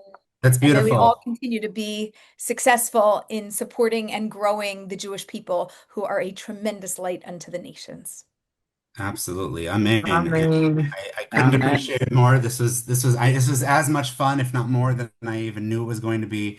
And my final words are just to say that, like, it's wonderful that you guys put out representation that we all sorely need to see, with our voices, with our faces, with our differences, with our similarities. And I really appreciate that. It's lovely that you guys came together. If this wasn't the type of show it was, if it was any other throw a dart dating show out there, it'd be very hard to put together. There'd be grudges and there'd be disagreements and there'd be people saying, you son of a, there'd be things like that. It's really lovely that we're able to have, Nakysha and Evan and Ryan, they did the dates. There's no weirdness there behind the scenes there. They had nice dates and it was lovely. Like that's everything I'm getting from on this and from behind the scenes. And it's a credit to Aleeza and the producers. And I appreciate you letting me do this. I love that there is. Thank you, Boaz. Absolutely. Thank And I you love so that. much, And I love Boaz, that for there's putting people. us together. For sure. I loved doing this, and I want to just put out there my heartfelt mazel for all of you to really get whatever it is that you guys want. Kids, no kids, marriage, no marriage, doesn't matter. Good career, whatever it is you want, just get to it. Harmonie, I wish you a tremendous amount of strength in the upcoming days, weeks, dealing with your father, because that's not something any of us ever want to have to deal with in our lives. And I don't want that to be a trite statement. I mean it in every which way. And Evan, I am extremely proud of you that you are willing to come on this silly little episode and let this be your final coming out. And I am extremely, extremely proud of you for that. And so thank you all Thank for you. making this a fun 2.5 hours. Thank you so much. Yes, thank you. Thank you, everybody. Thanks, everybody. Be well, everyone. Thank you. Bye-bye. Thanks for joining us for another edition of Chosen Links. If you like what you heard, feel free to share this episode. Don't forget to like and subscribe to our YouTube channel and follow us on our socials at Boaz Hepner on X and Facebook and at hepner.boaz on Instagram.